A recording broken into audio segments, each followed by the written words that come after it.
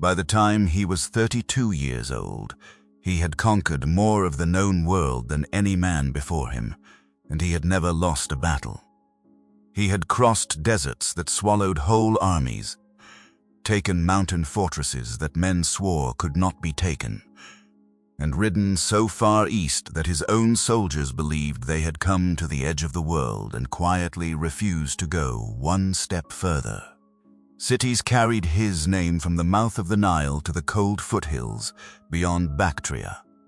Kings who had never seen his face sent him gifts and hostages and prayed he would look somewhere else.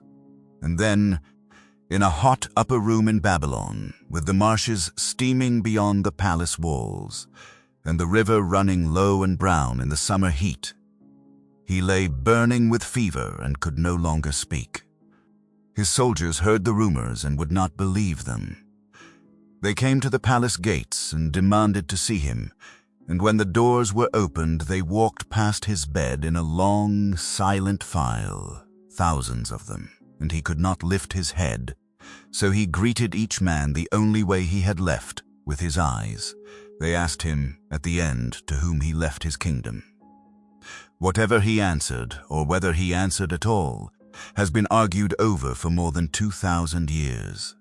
He was born in a small, rough, half-wild kingdom on the northern edge of the Greek world, a place the Athenians thought of as barely civilized, a land of horsemen and hard drinkers and quarreling clans who spoke a Greek so thick that southerners pretended not to understand it. Within a single lifetime, that kingdom would rule from the Adriatic to the Punjab. Within a single generation after his death, it would tear itself apart in the hands of the men who had loved him and feared him and marched beside him for 12 years without rest. This is the story of Alexander of Macedon, the son of Philip, the student of Aristotle, the man the Persians called the Accursed, and the Egyptians crowned as the son of a god. It is a story of astonishing courage and astonishing cruelty, of a young man who could weep over the body of a fallen enemy and burn a city to the ground in the same season. It is the story of how the ancient world was broken open and stitched back together in a shape it would keep for 1,000 years. Settle in. Let your shoulders drop. There is a long road ahead of us tonight, and we will walk it slowly, from a smoky hall in a northern kingdom to a fevered room beside a river in Babylon.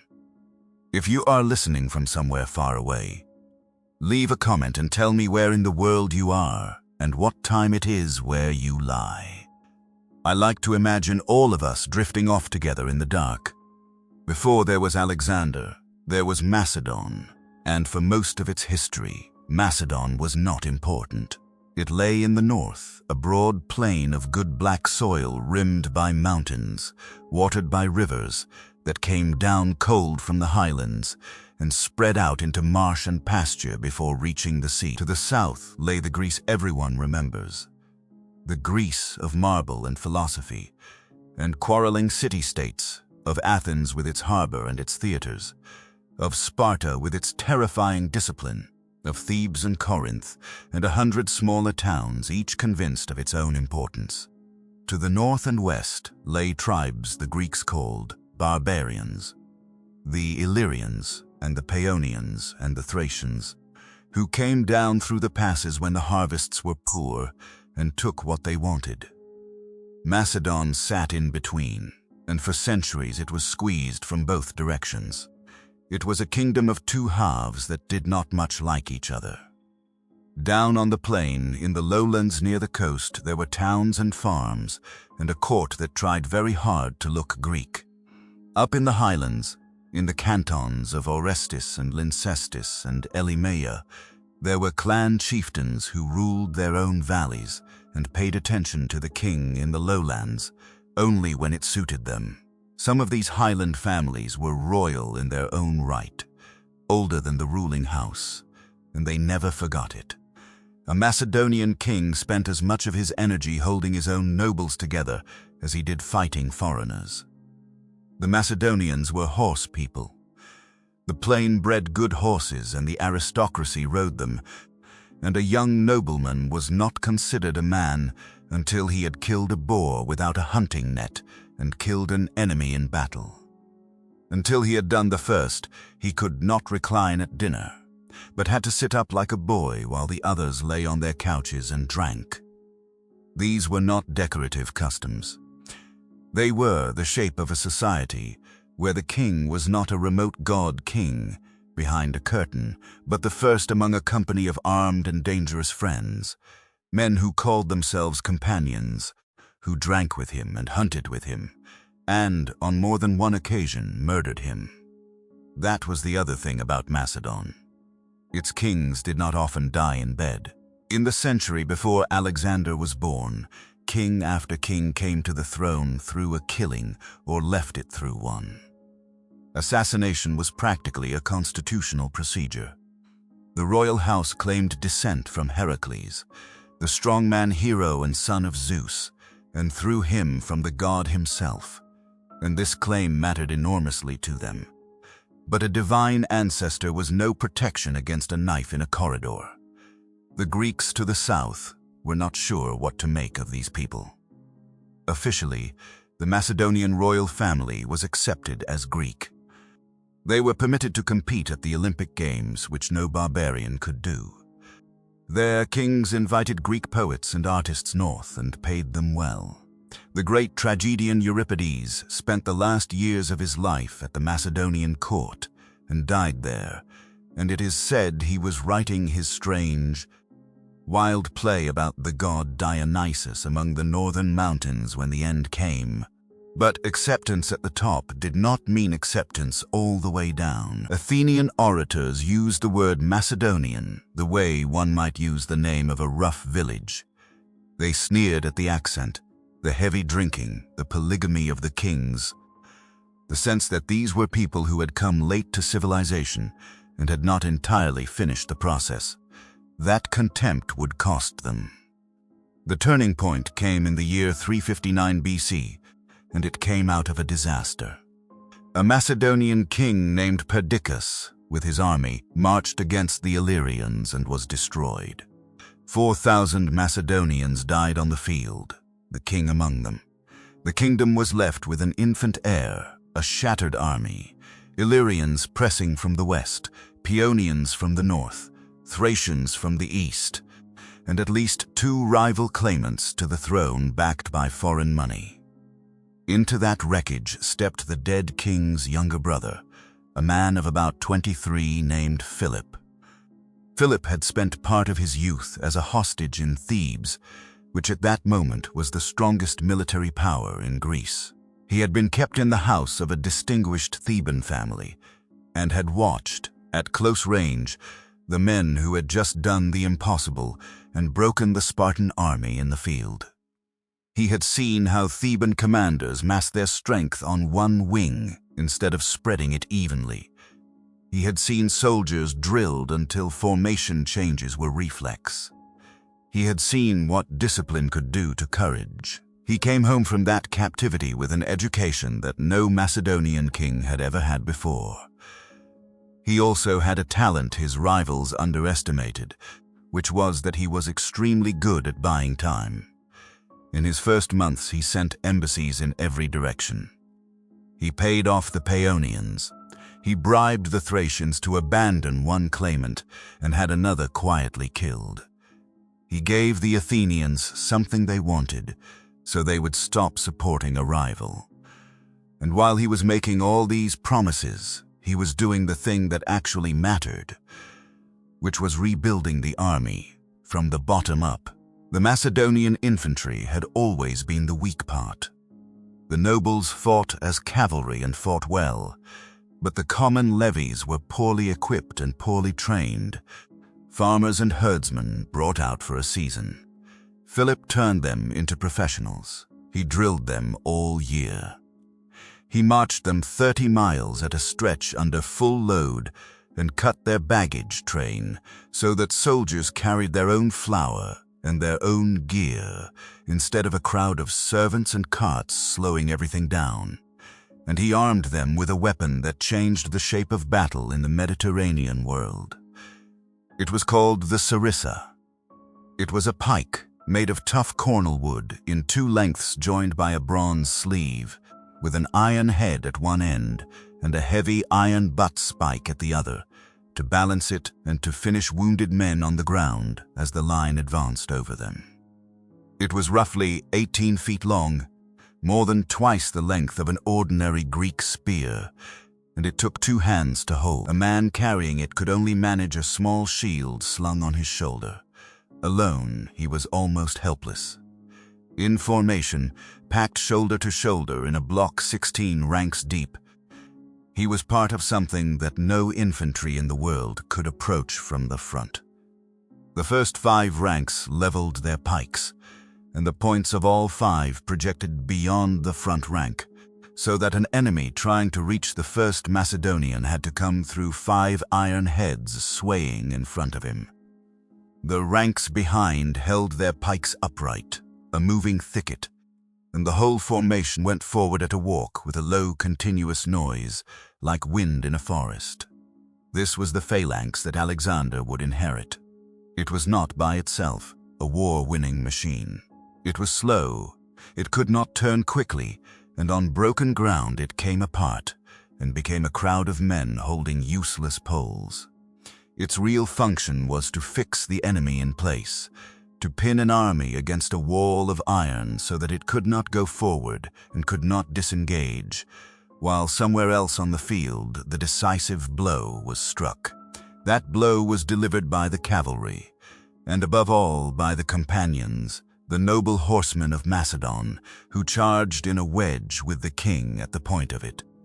Philip put those 2 pieces together, the anvil and the hammer, the pinning infantry and the striking horse, and then he spent 20 years using it.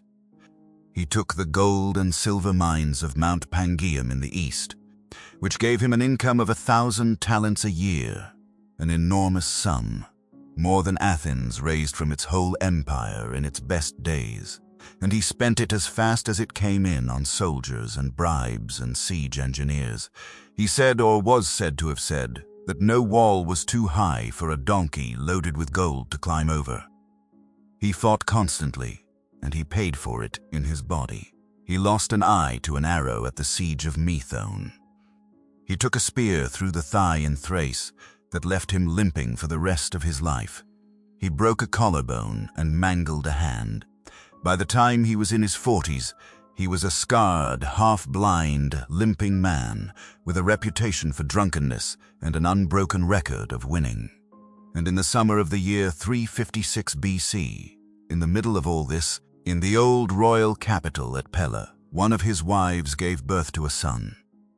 Her name was Olympias, and she came from Epirus, the mountain country to the west, from a royal house that traced itself back to Achilles. She had met Philip, according to one story, at the great mystery rites on the island of Samothrace, where initiates gathered at night by torchlight to be shown things they were forbidden to describe. They were both young. He was not yet king. Whatever passed between them there, the marriage that followed was a political arrangement like all his marriages, and Philip made a great many of them. He took wives from Illyria and from Thessaly and from the Macedonian highland clans, 7 or so over his lifetime, each one a treaty in human form. Olympias was one among several, and the court at Pella was a place of rival women with rival sons and rival factions of nobles behind them. But Olympias was not one of several for long. She was fierce, watchful, deeply religious in a way that unsettled the Macedonians, and she had a son.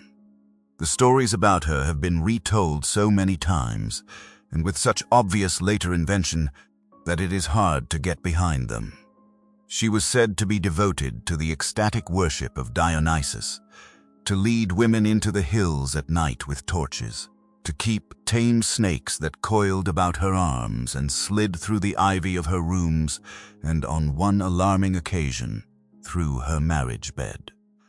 Philip is supposed to have looked through a crack in her door one night and seen a serpent lying beside her, and to have never quite felt the same about her afterwards. These stories were told and retold in later centuries because they made a satisfying frame for what came next. But they surely began in something real, which was that this was a woman nobody at that court took lightly. The birth itself gathered omens the way such births always do afterwards. It was said that on the night Alexander was born, the great temple of Artemis at Ephesus, one of the wonders of the world, caught fire and burned. A wit remarked that the goddess had been away that night, attending the birth of Alexander, and so had not been there to save her own house. It was said that on the same day Philip received news of a victory in Illyria, and news that his racehorse had won at the Olympic Games, and news of a son, all three together, and that his seers told him a boy whose birth was announced with 3 victories would be unconquerable. None of this is history. All of it is the kind of thing people needed to believe later, when they were trying to explain what they had lived through. What we can say is that the boy grew up in a palace at Pella, a working royal town with a harbor reached by a channel through the marshes, with painted floors and mosaics of hunting scenes laid in colored pebbles, and that he grew up in the constant company of other noble boys his own age, the sons of the companions who were brought to court to be educated with the prince and to become, in time, his officers. Some of them would be with him at the ends of the earth. Ptolemy, who would rule Egypt and found a dynasty that lasted until Cleopatra. Perdiccas, Craterus, Nearchus, who would command his fleet, and Hephaestion, who was closer to him than anyone alive.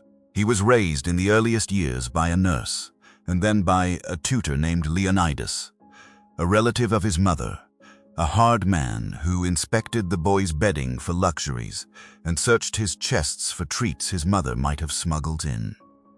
Leonidas told him that the best cook for breakfast was a night march, and the best cook for supper was a light breakfast. Years later, in Asia, having taken a treasury of spices, Alexander sent Leonidas an enormous quantity of frankincense and myrrh, with a note suggesting he need not be stingy with the gods any longer. He remembered. 2 things from his boyhood came down through every later telling, and both of them are about the same quality in him, an almost violent impatience with limits. The first is the horse. A Thessalian dealer brought a great black stallion to Pella and asked 13 talents for it, an absurd price. The grooms could not mount it. It reared and struck and would not be handled, and Philip lost his temper and ordered the animal taken away. The boy, who was about 10, said aloud that they were losing a magnificent horse through their own clumsiness. His father asked him, with the sarcasm of a man who has had a long day, whether he thought he knew better than his elders. The boy said he thought he could manage this horse. Philip asked what he would pay if he failed. The boy said he would pay the price of the horse himself. The court came out to watch him be humiliated.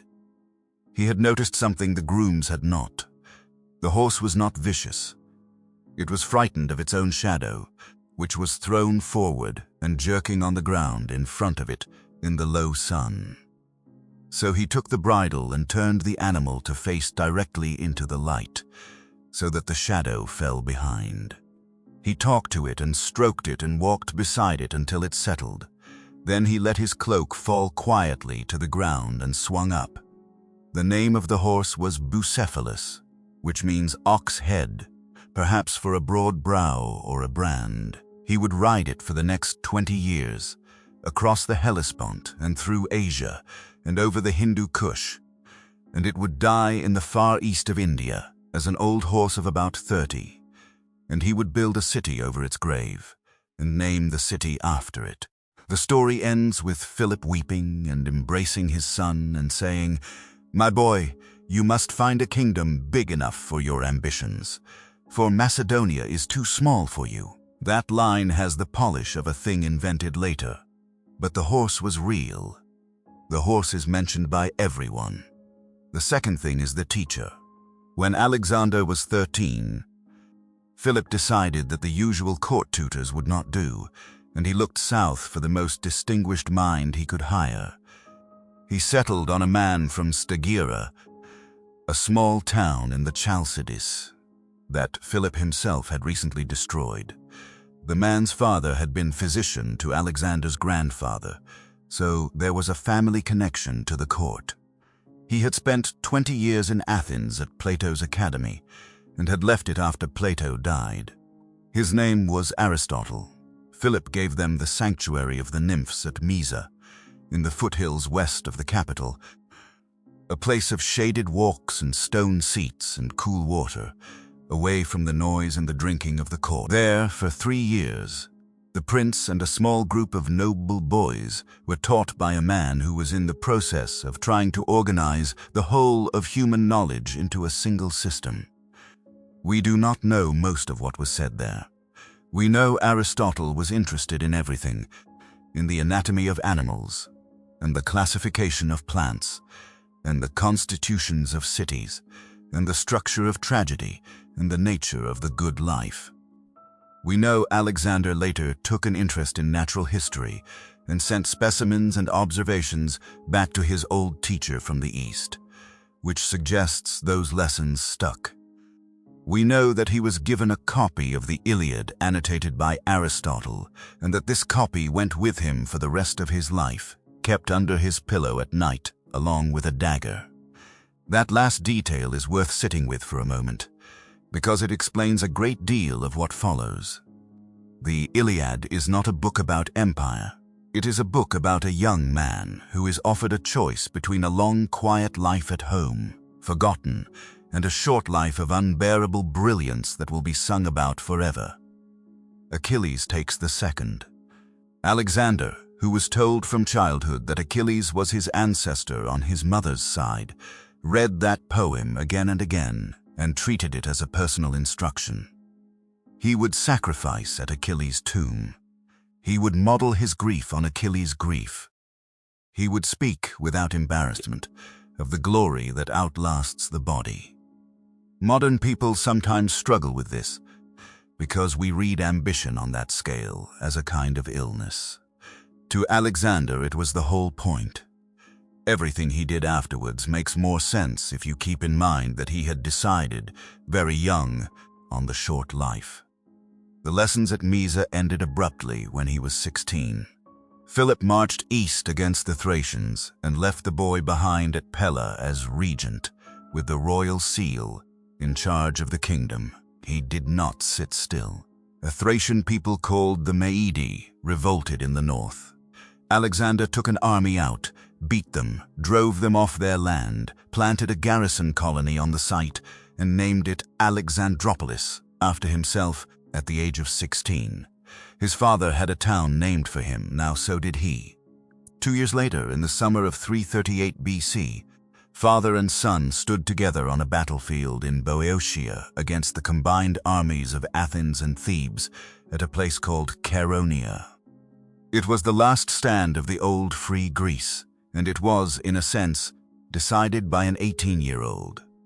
Philip commanded on the right, opposite the Athenians, and did something that only an army of professionals could do.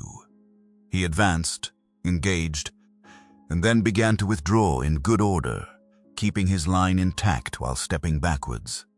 The Athenians, who were amateurs, citizens with shields, saw the Macedonians giving ground and thought they were winning. Their commander is supposed to have shouted that they would not stop until they had driven them back into Macedonia, and the whole Athenian line surged forward after them, cheering, and pulled itself away from the allied units beside it. A gap opened in the center of the Greek line. Alexander was on the Macedonian left with the companion cavalry. He went into that gap. On the far Greek right stood the sacred band of Thebes, 300 picked men, paired lovers who fought beside one another, the most feared infantry in Greece. They did not run. When the Macedonian wave came round behind them, they closed up and fought where they stood until they were killed, almost to the last man.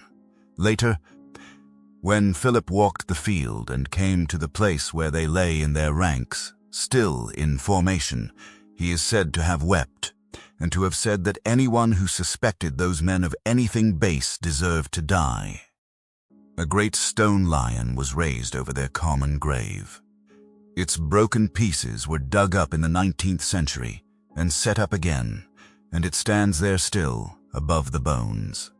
Greece was finished as a collection of independent powers, though it took a while for everyone to accept it. Philip was generous to Athens, whose fleet he wanted, and savage to Thebes, which he garrisoned.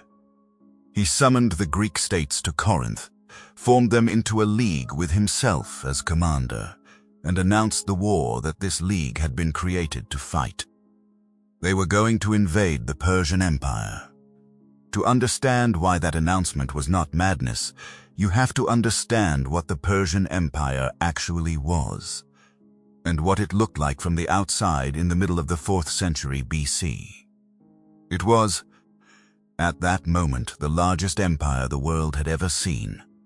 It had been built in a single astonishing generation 200 years earlier by Cyrus, a minor king from the highlands of Persis, in what is now southern Iran, who took the throne of the Medes, then swallowed the kingdom of Lydia in the west with all its legendary gold, then took Babylon, the greatest city on earth, apparently without a battle, walking into it while the priests of the city welcomed him as a liberator. His son took Egypt. A later king, Darius I, organized the whole thing into provinces called satrapies, built a road system with relay stations that could carry a message from the Aegean coast to the royal cities in a week, minted a reliable gold coinage, and pushed the frontier east to the Indus and west into Europe. It stretched from the Aegean to the Hindu Kush, from the steppe north of the Caspian to the cataracts of the Nile. It contained, on some estimates, close to half the people alive on the planet.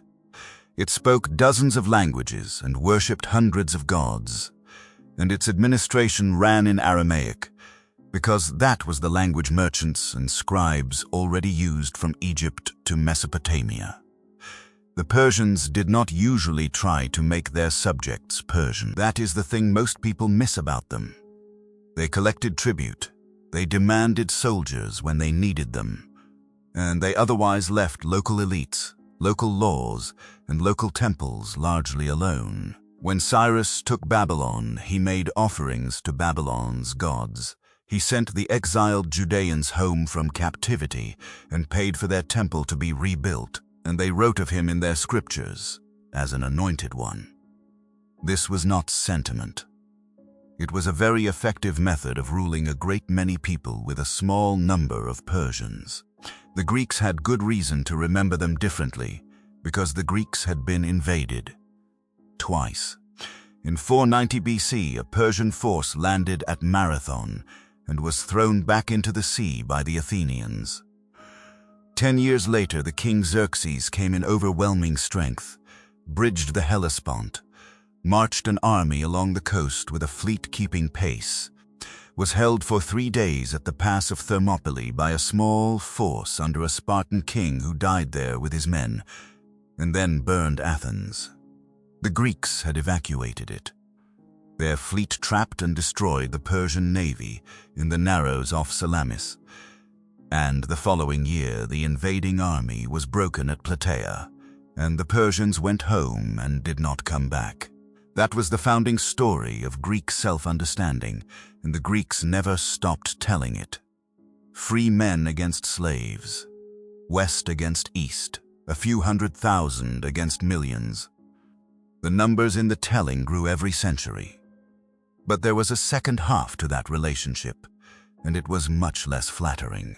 In the century and a half that followed, the Greek city-states spent most of their energy fighting each other, and the Persian kings discovered that they did not need to invade Greece at all. They only needed to fund whichever Greek state was losing. Persian gold financed the fleet that finally beat Athens. Persian gold then financed the coalition that humbled Sparta. In 387 BC, the Greeks accepted a peace whose terms were dictated from the Persian court, which handed the Greek cities of the Asian coast back to the king and forbade the mainland states to combine. The Greeks called it the King's Peace and observed it resentfully for decades. And the other thing everyone in Greece knew was that Greek infantry were the best heavy infantry money could buy, and that the Persian king bought a lot of them. Tens of thousands of Greek mercenaries served in Persian armies. In 401 BC, a royal prince named Cyrus the Younger hired more than 10,000 of them and marched into the heart of the empire to take the throne from his brother. He lost and died, and his Greek troops found themselves stranded 1,000 miles from the sea with their generals murdered. They elected new officers, one of whom was an Athenian named Xenophon, and they fought their way north through the mountains of Armenia in winter to the Black Sea coast. And when the vanguard finally came over a ridge and saw water, the shout that went up along the column was the sea. Xenophon wrote the story down, and every educated Greek read it. Its message was unmistakable. 10,000 Greeks, leaderless and lost, had walked out of the middle of the Persian Empire, and nobody had been able to stop them. If 10,000 could do that, what could a real army do? That was the argument Philip made at Corinth, dressed in the language of revenge. The Greeks would go to Asia together, under Macedonian command, to punish the Persians for the burning of Athens 140 years earlier, and to free the Greek cities of the Asian coast. Nobody was much fooled about the revenge part. But it was a war that could be sold, and there was an empire at the end of it, and Persia at that moment looked unusually weak. There had been a decade of murders at the top.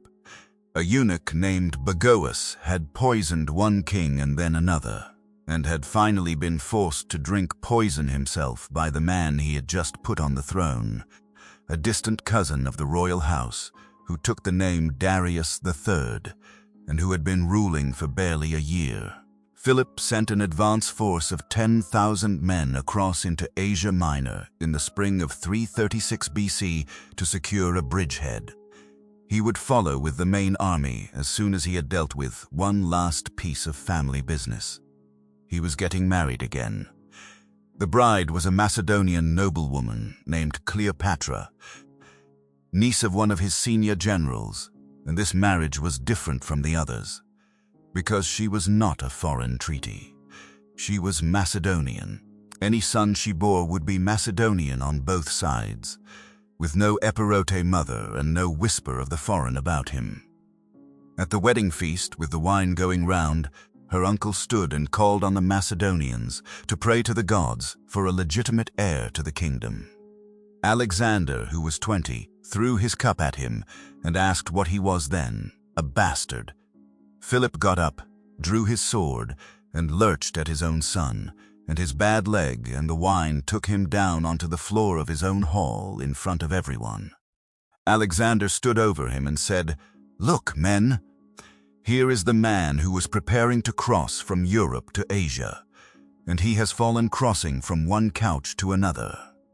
He left that night with his mother, took her home to her brother in Epirus, and went on north to the Illyrians, the very people Philip had spent his life fighting. It took months of negotiation to get him back. A family friend eventually put the case to Philip plainly, that he was in danger of losing his best asset out of pride, and the king relented and the son came home.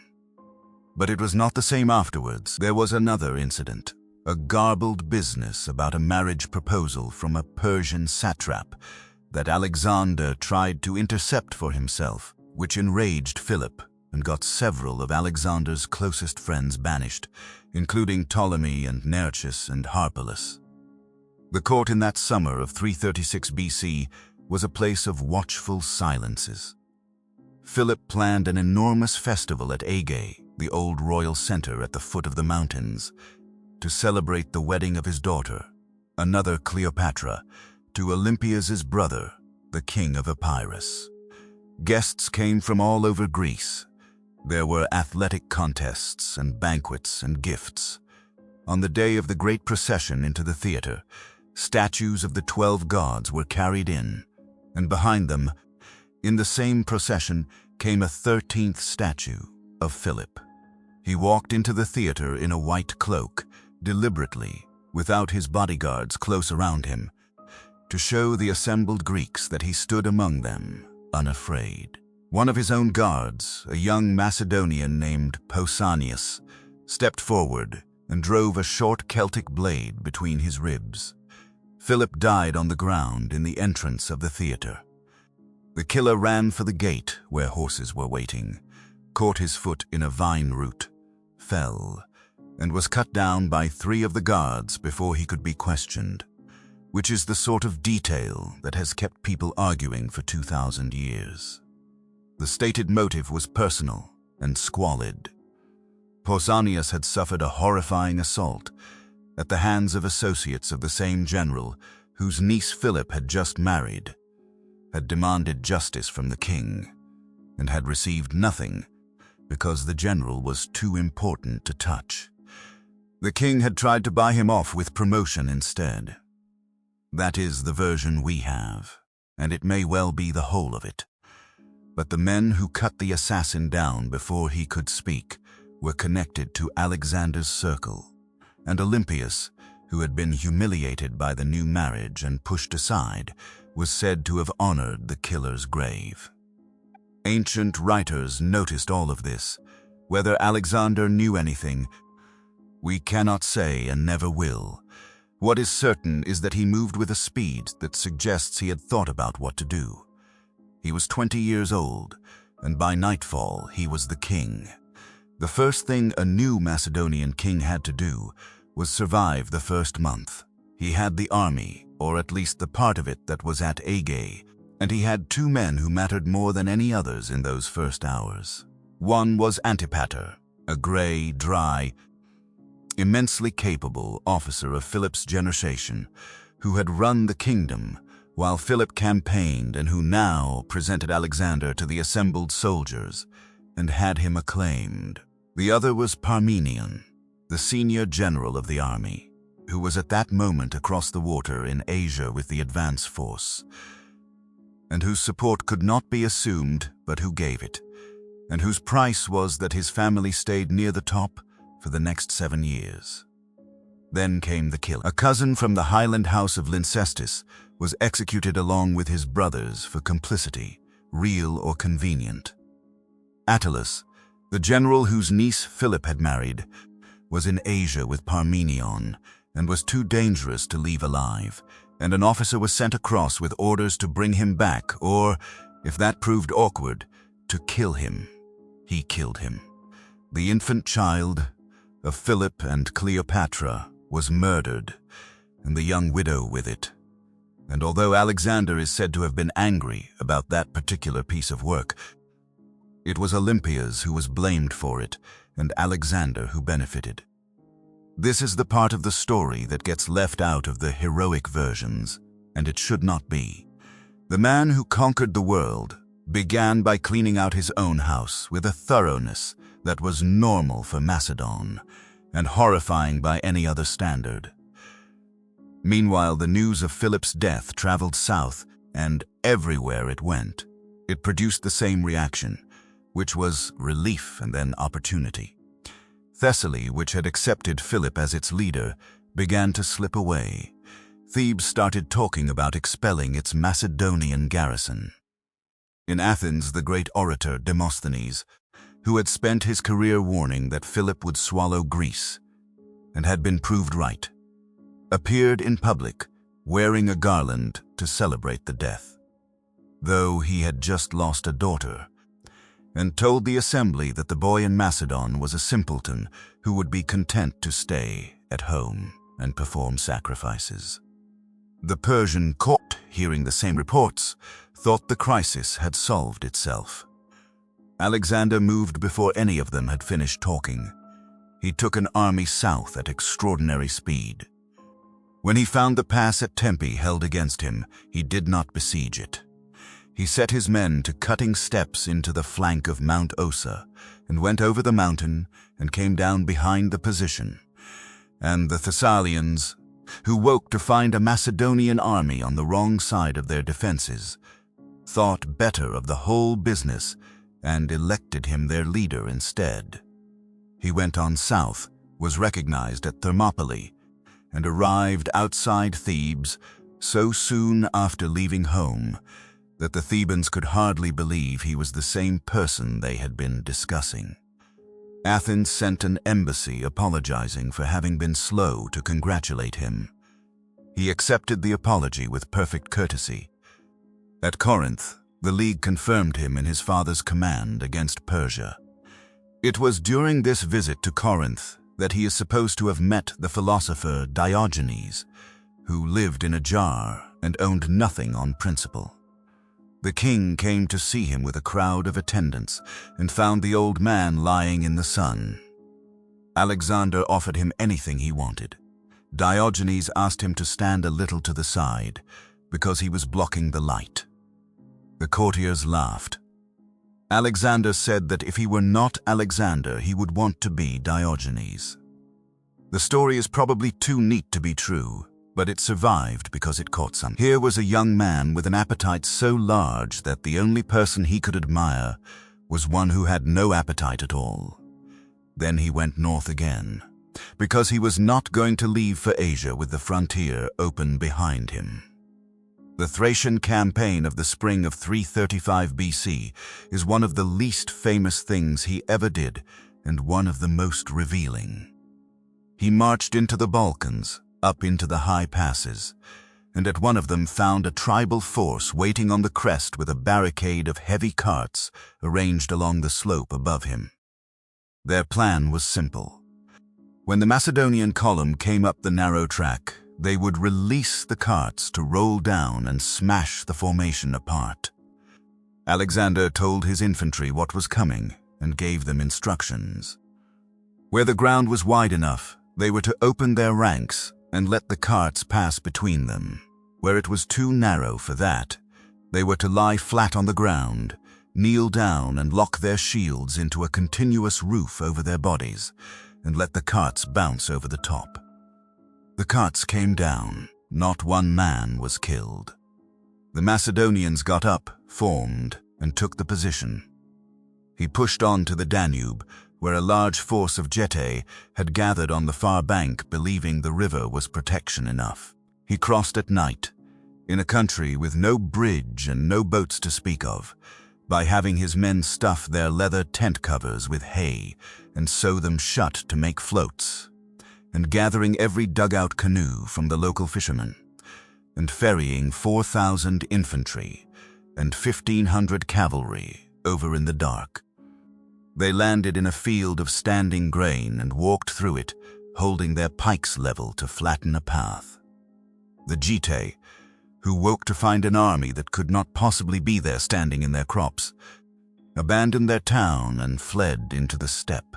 On the way back, he fought the Illyrians, was briefly trapped in a valley with high ground held against him on both sides, and got out by drilling his army in complete silence in full view of the enemy, wheeling and countermarching and raising and lowering pikes in absolute quiet, until the tribesmen came down off the heights out of sheer curiosity to watch, at which point he charged them, and it was while he was up there, on the far side of the mountains, that a rumor reached Greece that he had been killed in battle. Thebes rose. The Macedonian officers in the citadel were murdered when they came out. Envoys went to Athens and to the Peloponnese, calling on the Greeks to join a war of liberation. Demosthenes produced a man who claimed to have seen Alexander's body and armed the Thebans with Athenian money. Persia was ready to pay for it all. Alexander covered the distance from Illyria to central Greece in 13 days. He appeared outside the walls of Thebes with an army, having marched 300 miles, and the Thebans still did not entirely believe it was him. Some of them said it must be a different Alexander. He did not attack. He camped and waited and made it clear that he wanted a settlement that if they handed over the 2 men who had led the revolt, he would let everything go. The Theban assembly answered by demanding that he hand over 2 of his own officers, and sent heralds calling on anyone who wanted to join the great king and Thebes in freeing Greece. The fighting started at a palisade outside the walls, possibly without orders. The Thebans were pushed back through the gate, and the Macedonians went in with them before the gate could be closed. And then it was street fighting in a city where the garrison in the citadel came down to join the attackers, and it went the way those things always go. 6,000 Thebans were killed, 30,000 were sold into slavery, and then Alexander put the question of the city's future to his Greek allies in the League, most of whom were neighbors of Thebes with old grievances, and they voted to destroy it. The walls were pulled down. The houses were pulled down. The city that had beaten Sparta in the field a generation earlier, the city of Oedipus and of Pindar, was flattened, and its territory was divided among its enemies. 2 things were spared. The temples were spared, and one house, the house of the poet Pindar, who had written an ode in honor of an ancestor of the Macedonian kings a century and a half before. His descendants were also spared. Standing in a city being demolished, the king remembered a poem. Greece did not move again for the rest of his life. Athens, which had armed the rebels, sent an embassy expecting the worst. Alexander demanded the surrender of 8 or 9 of the anti-Macedonian politicians, then allowed himself to be talked down to 1, then dropped the demand entirely. He wanted the Athenian fleet, and he wanted quiet, and he had made his point at Thebes so comprehensively that he did not need to make it twice. He left Antipater behind as regent with about 12,000 infantry and 1,500 cavalry to hold Europe. Then, in the spring of 334 BC, at the age of 21, he marched to the Hellespont with an army of something like 32,000 foot and 5,000 horse, and a treasury that was, according to one account, 70 talents in cash against debts of 800, which is to say he was setting out to conquer the richest empire on earth while technically bankrupt. Someone asked him what he had left for himself, since he had been giving away estates and revenues to his officers before the crossing. He said, "My hopes." The crossing took 20 days to organize, and about 160 ships to carry out, and it was, for him, less a military operation than an act of theater. He went first to the tomb of Protesilaus on the European shore, the man in the Iliad who had been the first Greek to leap ashore at Troy and the first to be killed, and made offerings there, hoping to have better luck than his predecessor. Then he took the helm of the lead ship himself, and in the middle of the strait, in the deep current, where the water runs cold and fast between 2 continents, he sacrificed a bull to Poseidon and poured a libation from a golden cup into the sea. As the ship came into the Asian beach, he threw his spear from the deck so that it stuck upright in the sand, and then leapt down after it, the first man ashore, and claimed the whole continent as spear won land, a gift from the gods that he had taken by force and would hold by force. Then he went up to Ilium, the small town that stood on the mound where Troy had been. He was, by his own account, coming home. Achilles was his ancestor through Olympias. The war he was beginning was, in the story he told about it, the same war resumed after 1,000 years. He sacrificed to Athena in her temple there and took down a shield, said to have hung on its walls since the Trojan War, and had it carried before him in battle for the rest of his life, and left one of his own in its place. He and Hephaestion ran a race, naked around the tomb of Achilles and Patroclus, and anointed the grave markers with oil, and laid wreaths. He is supposed to have said that Achilles was fortunate above all men, because he had a Homer to sing about him. Somewhere on the other side of the hills, The Persian satraps of Asia Minor were arguing about what to do.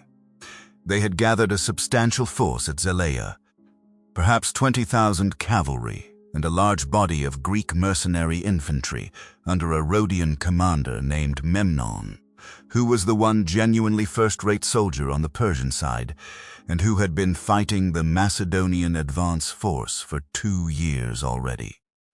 Memnon told them the truth, which was that they should not fight a battle at all. The Macedonians had no money and no supply system worth speaking of.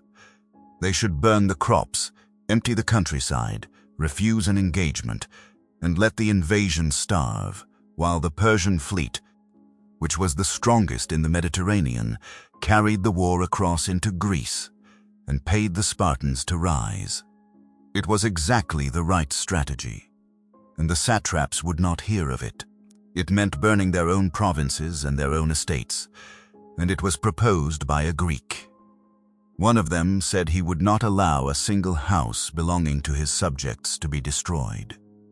They chose to fight, and they chose a defensive position behind a river called the Granicus. It was not much of a river. It ran between steep, slippery, crumbling banks, in places quite deep, in places shallow enough to wade. The Persians drew up their cavalry in a long line along the top of the far bank, packed close, with the mercenary infantry behind them on a rise. Alexander arrived in the late afternoon.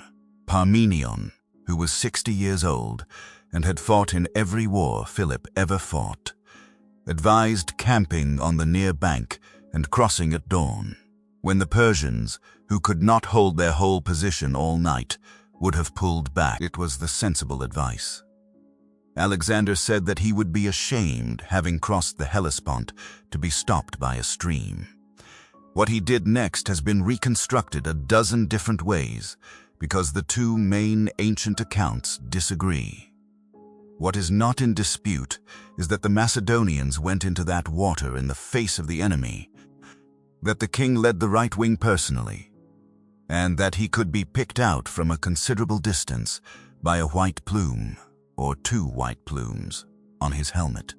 The first units into the river went in at an angle, downstream, drawing the Persian left across to meet them, and they had a hard time of it, struggling in the current with men above them, throwing javelins down. Then the main body came at the gap that had opened, and Alexander with the companions went straight up the far bank into the densest part of the Persian line. The Persian commanders had made a decision, and it very nearly worked. Their nobles were on that wing, precisely because they intended to kill Alexander personally, and they knew where he was because of the plumes. The fighting around him was a scrum of horsemen at close quarters, spears breaking, men jammed together on a slope. His lance shattered. He asked for another. A groom's was broken too. A Corinthian officer gave him his. Then a Persian nobleman named Mithridates, a son-in-law of the great king, came at him at the head of a wedge of cavalry, and Alexander rode straight into him and drove the spear into his face. Another noble, Roses's, struck him on the head with a sword and split the helmet down to the scalp. Alexander killed him, and while he was doing it, a third, Spithridates, came up behind him with a sword raised over his unprotected head. An officer named Clytus, called the Black, whose sister had been Alexander's nurse, cut the man's arm off at the shoulder. Hold that name. It will come back. The Persian cavalry line, having lost a great many of its leading men in a few minutes, broke and went. It had been packed too tightly on the bank to maneuver, and it had no infantry integrated among it. And once it started to give way, there was nothing to hold it. That left the Greek mercenaries, standing on their hill, unbroken, abandoned by the army they had come to help. They sent to ask for terms. Alexander refused. He surrounded them with his infantry and his cavalry and destroyed them, because in his official position these men were traitors, Greeks fighting against the League of Greeks, and he intended to make an example that would discourage the tens of thousands of other Greek mercenaries in Persian service. It did not work. It made the survivors fight harder in every later battle because they knew now what surrender was worth. 2,000 were taken alive and sent back to Macedonia in chains to work as slave labor. 25 companions died in the first charge. Alexander had bronze statues made of every one of them by Lysippus, the finest sculptor of the age, and set them up in Macedonia. 300 sets of Persian armor were shipped to Athens and dedicated on the Acropolis, with an inscription that read, "Alexander, son of Philip and the Greeks, except the Spartans, from the barbarians who live in Asia." The Spartans had refused to join the League. He made sure everyone in Greece read about it. That single afternoon opened the whole of Asia Minor. The Persian field army in the west was gone, and the satrapal capital at Sardis, with its citadel and its treasury, surrendered without a fight when its commander rode out to meet him on the road. Ephesus opened its gates. Alexander walked into the sanctuary of Artemis, the temple that had burned on the night he was born and was still being rebuilt, and offered to pay for the entire reconstruction if the city would let him put his name on it. The Ephesians, with great tact, replied that it was not fitting for one god to make dedications to another. Not every city came quietly. Miletus had to be stormed. Halicarnassus, where Memnon had gone with the mercenaries and the fleet behind him, was a serious siege with mines and countermines and a night sortie with fire that nearly took the Macedonian engines, and it ended with the defenders burning part of the city and withdrawing to 2 fortified strongholds by the sea that Alexander could not take at all, because he could not stop them being supplied by ship, which raises the strategic problem that hung over the entire first 2 years. The Persian navy had 400 ships, mostly Phoenician and Cypriot, crewed by the best sailors in the world. Alexander had about 160, mostly Greek, mostly unreliable, and no money to keep them at sea. After Miletus, he took a decision that appalled his officers. He disbanded the fleet. His reasoning was that he could not beat the Persian navy at sea, so he would beat it on land. Every warship needs fresh water and a friendly beach. If he took every port on the eastern Mediterranean, from the Hellespont round through Syria to Egypt, the Persian fleet would have nowhere to put in, and its crews, who were drawn from those very cities, would go home. It was an enormous gamble, and it meant that for 2 years the sea behind him belonged to his enemy, and there was a period when Memnon was taking islands and looked to be about to carry the war into Greece itself. Then Memnon fell ill at the siege of Mytilene and died, and the best mind on the Persian side went with him. The winter of that first year in Asia was spent doing something no other conqueror of that era would have bothered with, which was administration. He worked his way along the southern coast of Asia Minor, through Lycia and Pamphylia, taking the coastal towns one by one. And in the cities he took, he left arrangements that were carefully calculated. In the Greek cities of the coast, he threw out the pro-Persian oligarchies and installed democracies, which was popular and cost him nothing, and he remitted the tribute they had paid to the great king, and then quietly asked for contributions to the war instead. In the interior, he generally left the existing Persian administrative structure in place and simply changed the man at the top, sometimes not even that. He separated the collection of taxes from the command of troops in each province, so that no single official had both money and soldiers. He also sent home, that winter, every man who had married just before the expedition set out on leave to spend the season with their wives. They came back in the spring with reinforcements. It was, one of his officers said, the most popular thing he ever did. There was one stretch of that coastal march that became famous. at a place where the mountains come straight down into the sea, and there is no road. He sent the bulk of the army over the high passes and took a small force along the beach. And the wind, which normally piles the water against the cliffs, turned north for a day, and the sea drew back and let them through, walking in the shallows with the waves washing round their thighs. His publicists made the most of it. The sea itself, they said, had bowed to him. Then he turned inland to the old Phrygian capital at Gordium, up on the dry central plateau, and there he found the knot.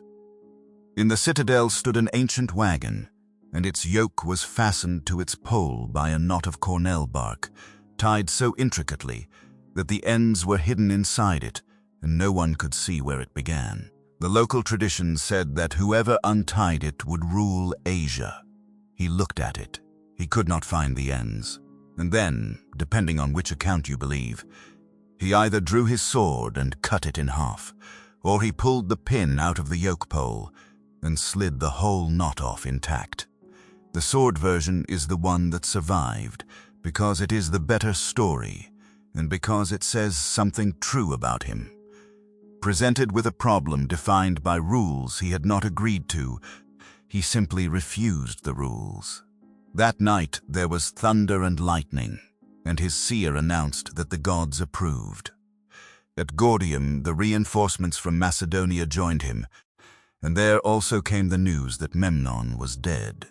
Alexander turned east and southeast, towards Cilicia and the gap in the Taurus Mountains that leads down to the Syrian coast.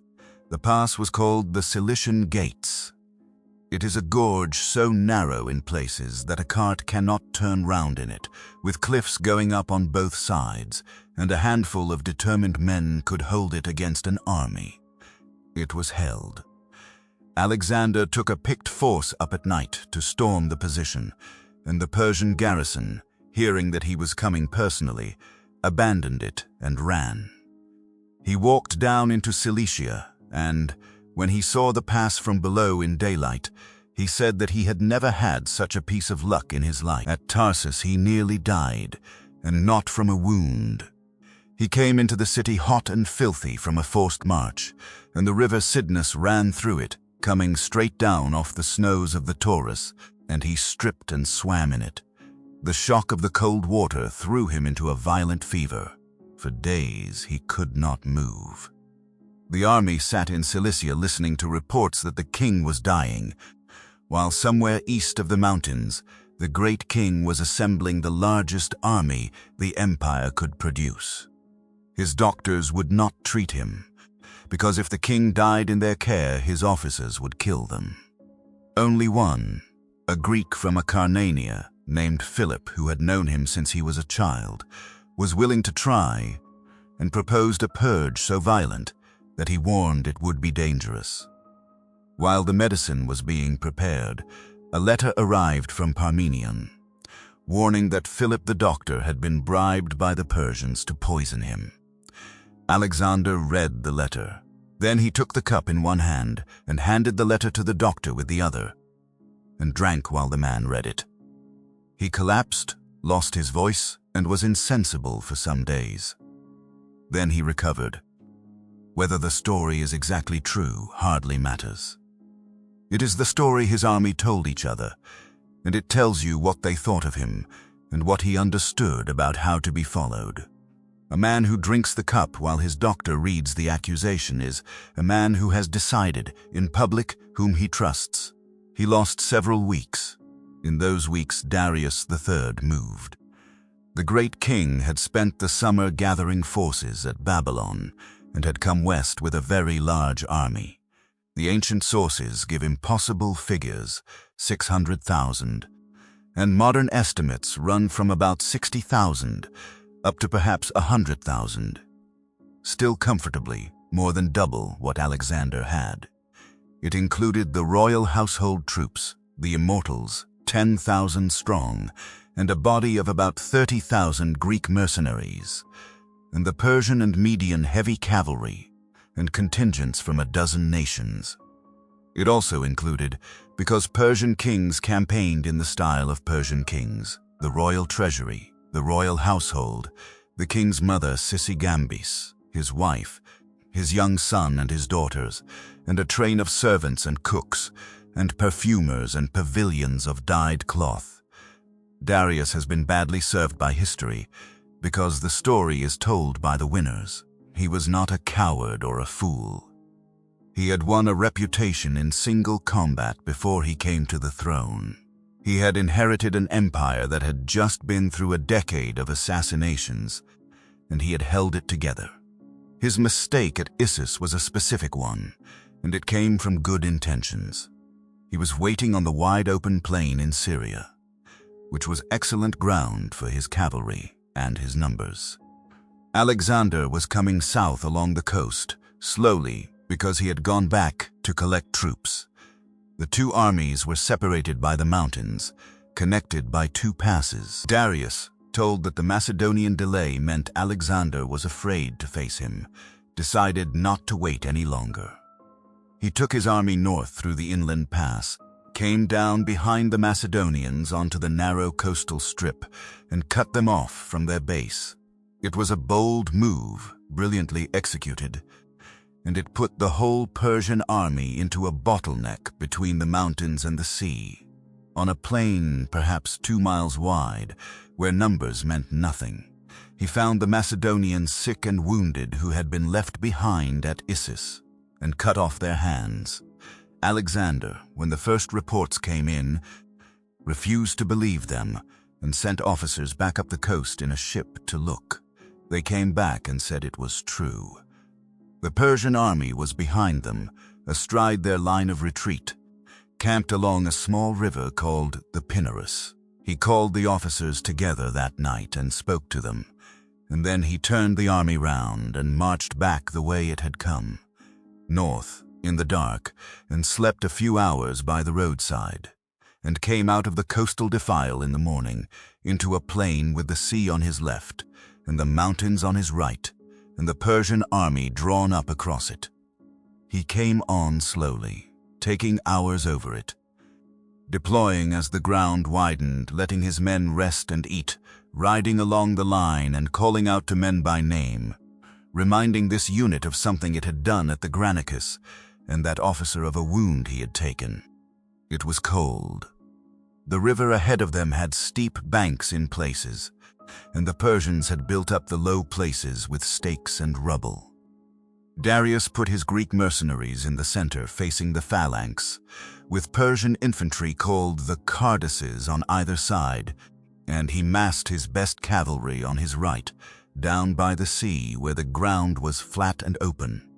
He himself stood in the center in a chariot, high, visible, surrounded by his household with the royal standard above him, because that was where a Persian king belonged, and because from there his commanders could see him.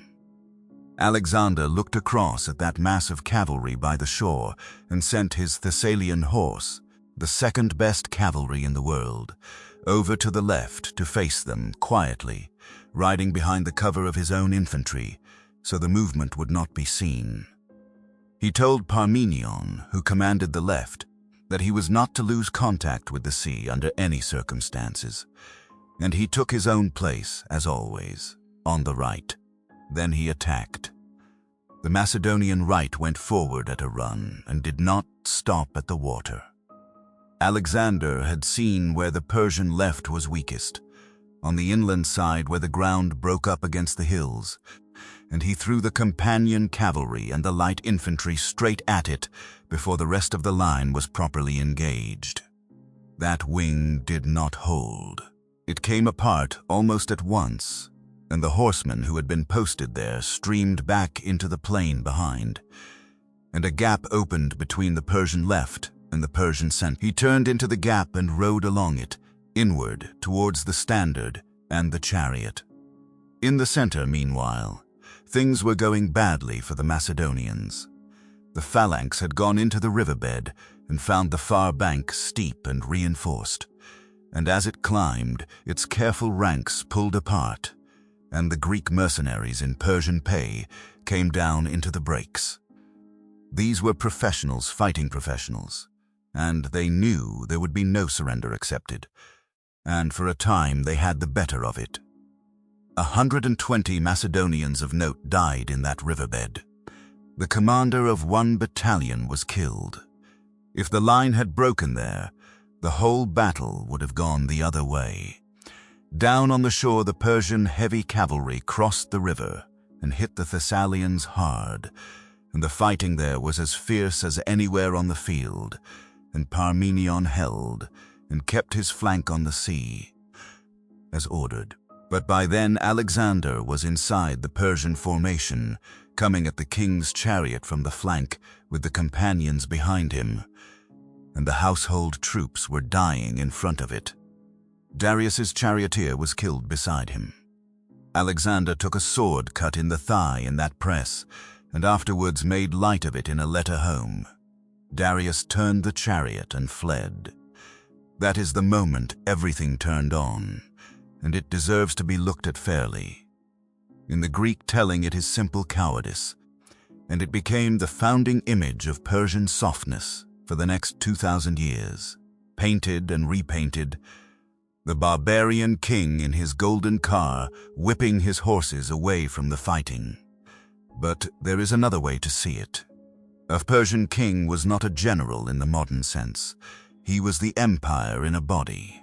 His capture would have ended everything at a stroke, and there were men in his own court who would have used his death as an opportunity.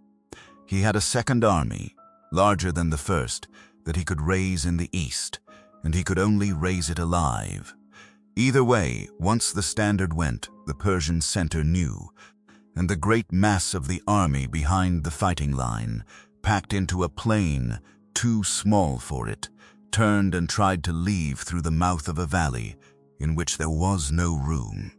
Thousands died in that crush without ever having reached the enemy. Ptolemy, who was there and wrote about it half a century later, said that when the pursuit came to a ravine, they crossed it on the bodies. Darius abandoned his chariot when the ground broke up, and his cloak with it, and his shield and his bow, and rode into the hills in the dark. He got away.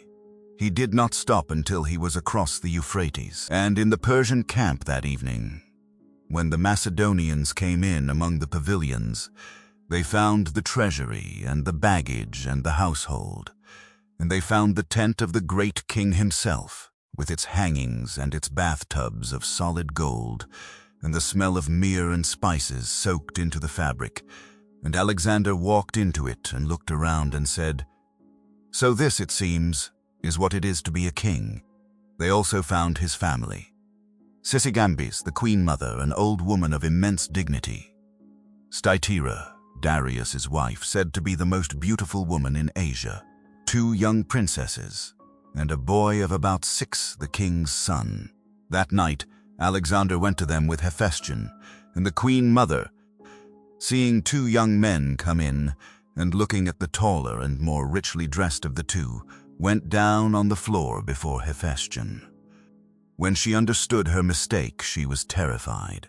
Alexander told her not to be troubled, because that man was also Alexander. He treated them from that day with a scrupulous, almost ostentatious correctness. They kept their titles and their household. Nothing was taken from them. When Stytira died some 2 years later, he mourned her publicly and buried her with royal honors.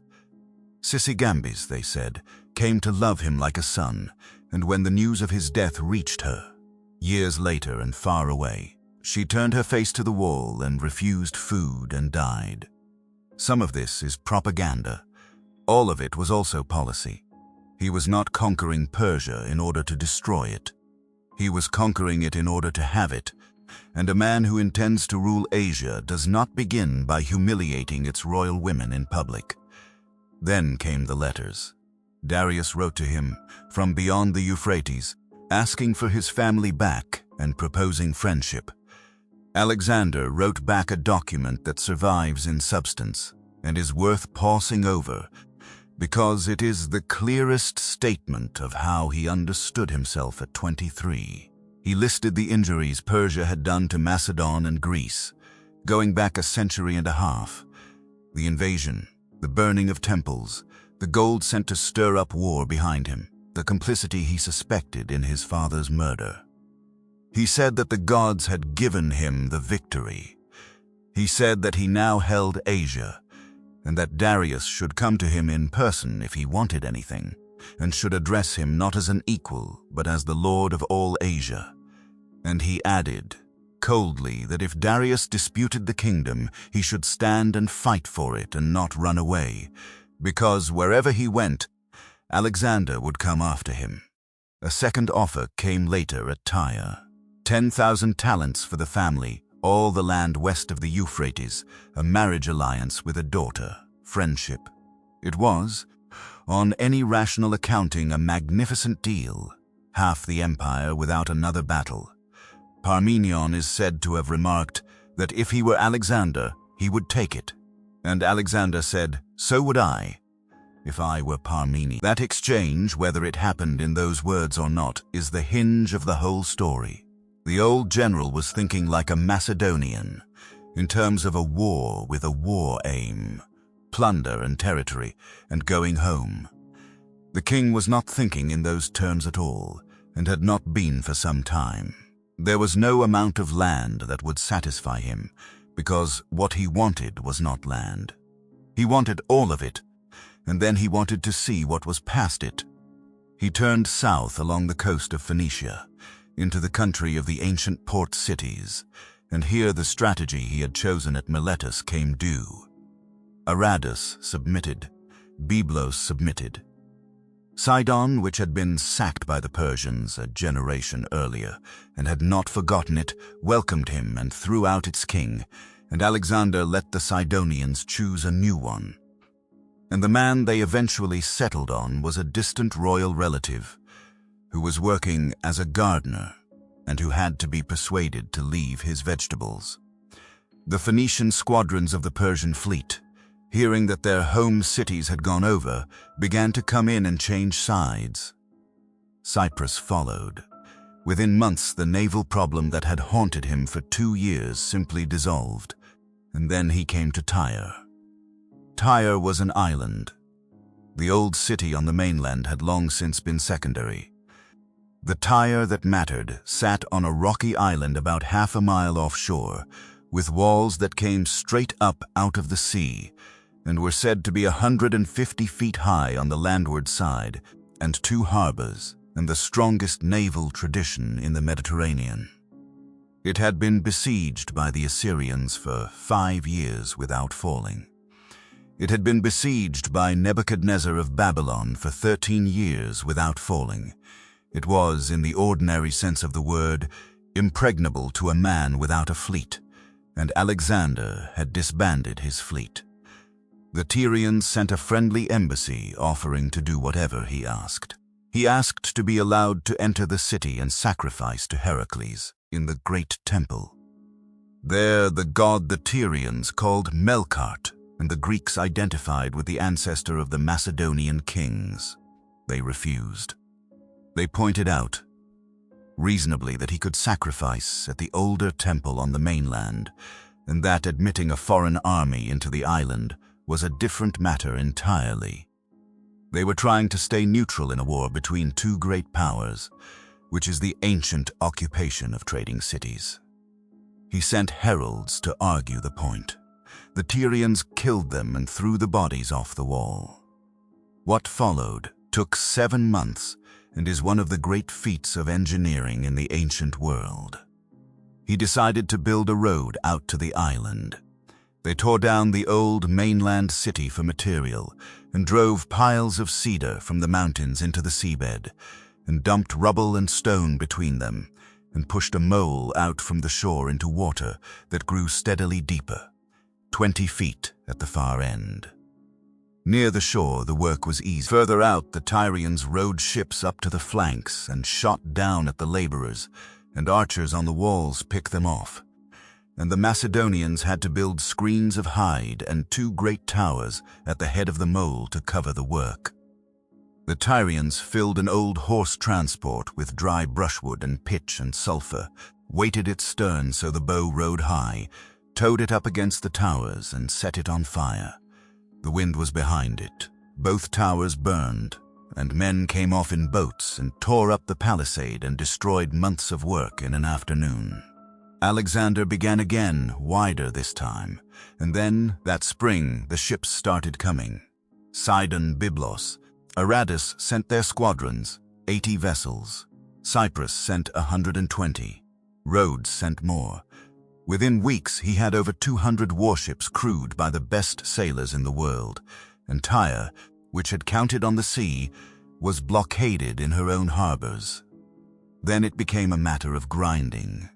He mounted battering rams on ships, lashed together in pairs, and moved them round the island looking for a weak stretch of wall. The Tyrians dropped blocks of stone into the water to keep the ships off, and he had to fish the blocks out with cranes. They dropped grappling hooks on chains to snag the rams.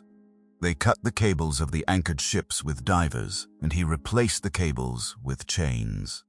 They poured heated sand down from the walls, which went inside armor, and burned men so badly they threw themselves into the sea.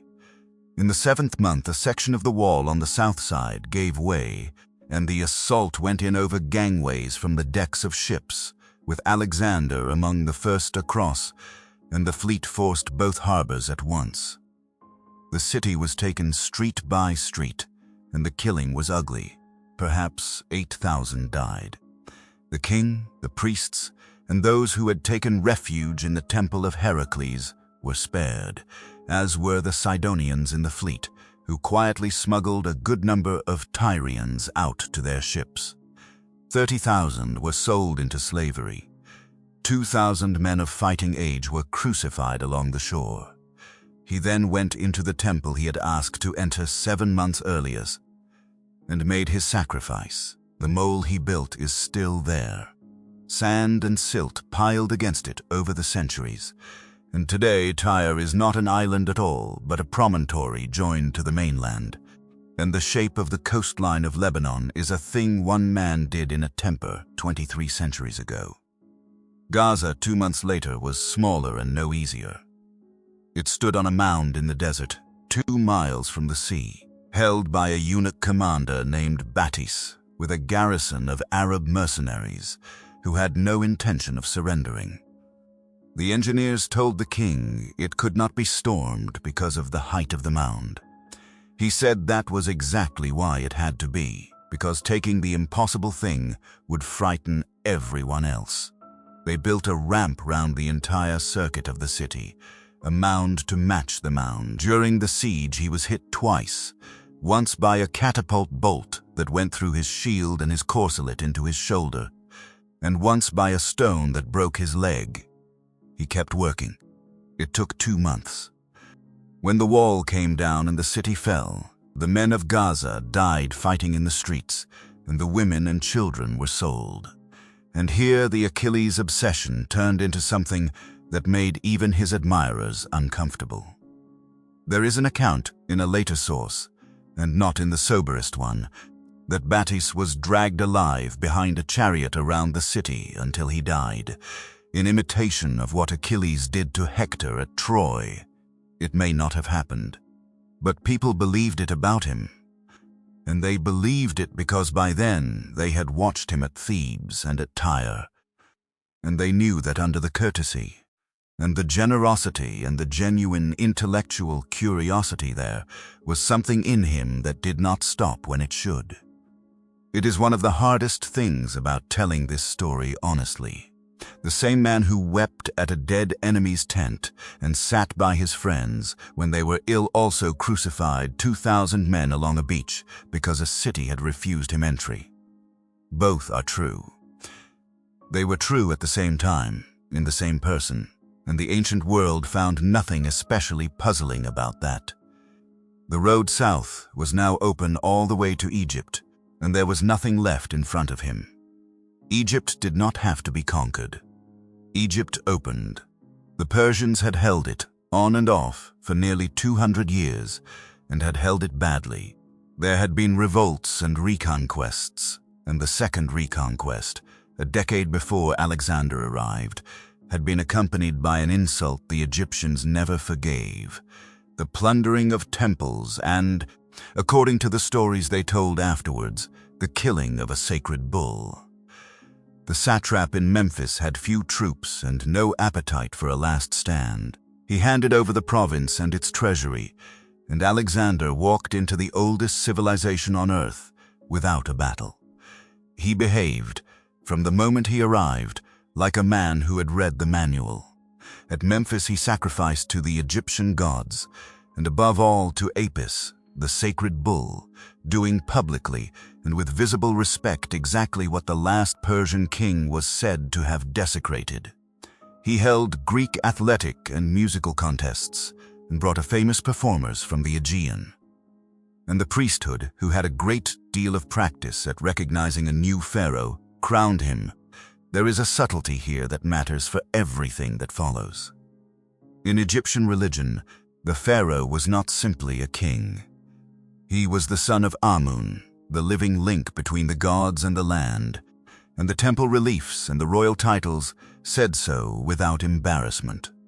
To be crowned in Egypt was to be told, formally in an ancient and enormously prestigious tradition, that you were the son of a god. Alexander, who had been raised on Homer by a mother who hinted at strange things about his conception, took this in a way that his Macedonians would find increasingly difficult.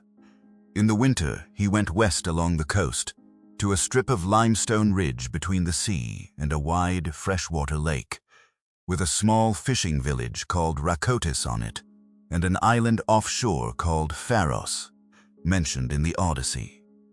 He looked at it and saw a harbor.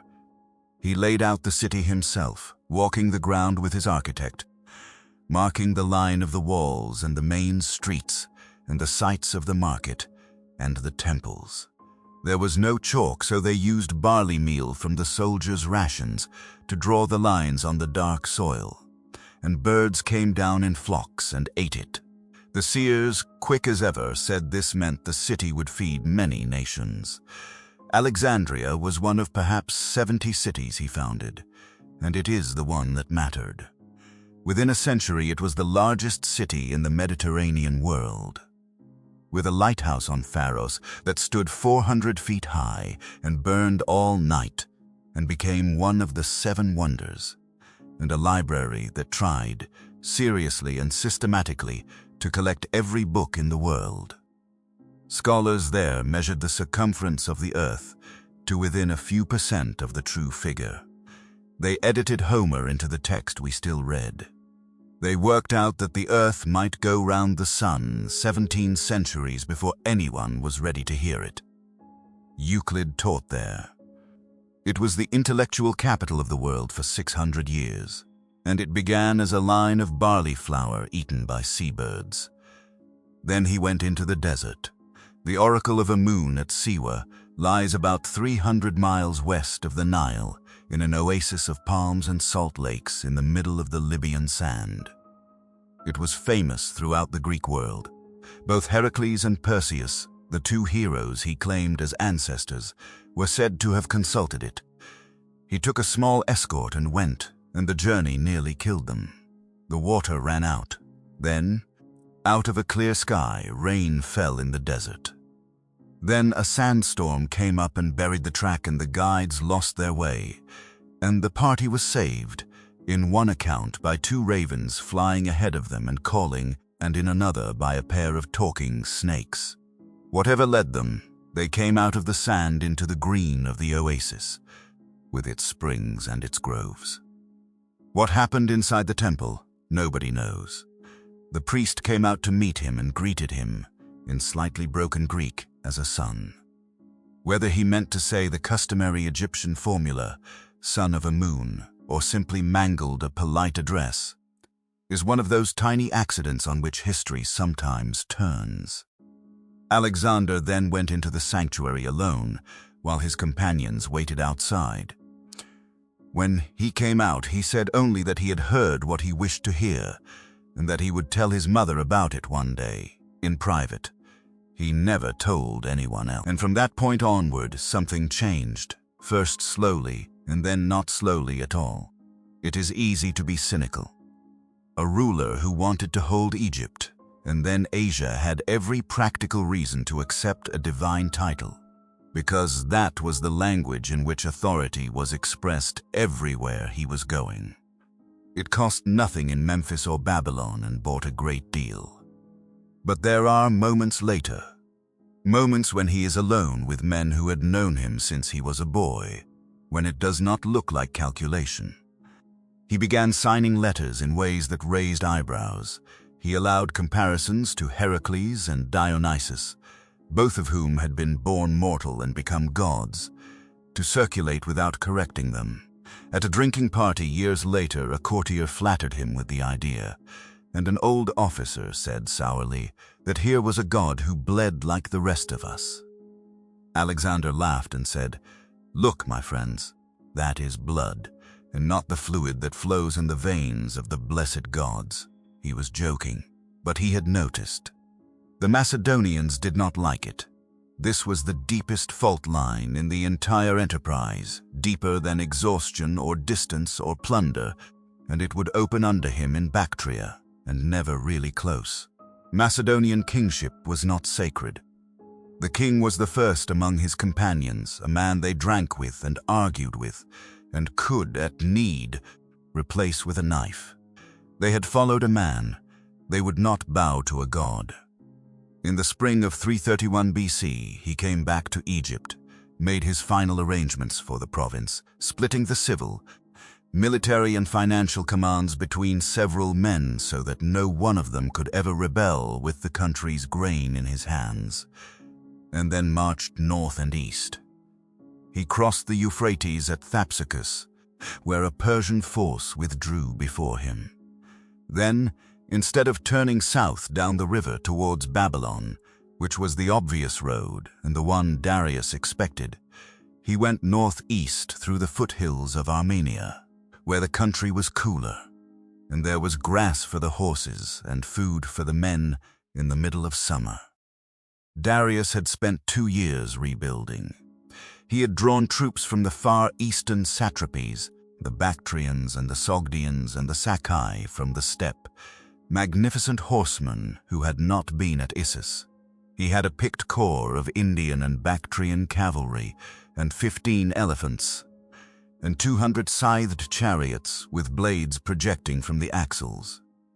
He had learned the lesson of the narrow plain at Issus and had chosen his battlefield in advance, a wide, flat expanse near a village called Gaugamela, out beyond the Tigris, and he had ordered the ground leveled and cleared of scrub so his chariots could run.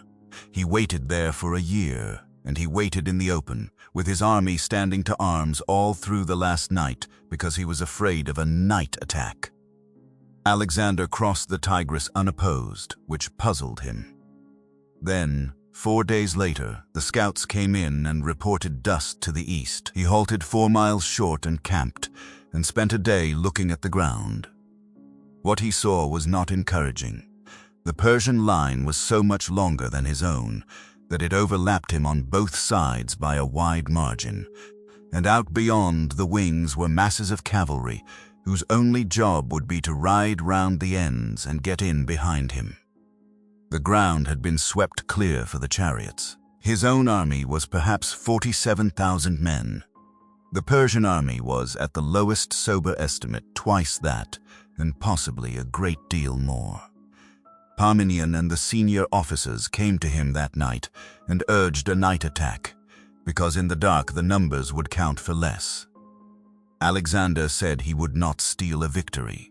It sounds like vanity, and there was vanity in it, but there was also cold sense. Night attacks in the ancient world went wrong more often than they went right, and if he beat Darius by a trick, Darius could tell his empire that he had been cheated and raise another army. He needed a victory so total, in daylight in front of everyone, that no one would ever come to that field again.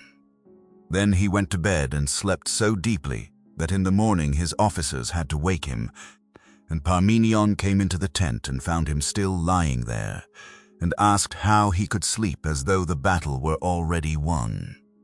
He was probably exhausted, but the army loved that story.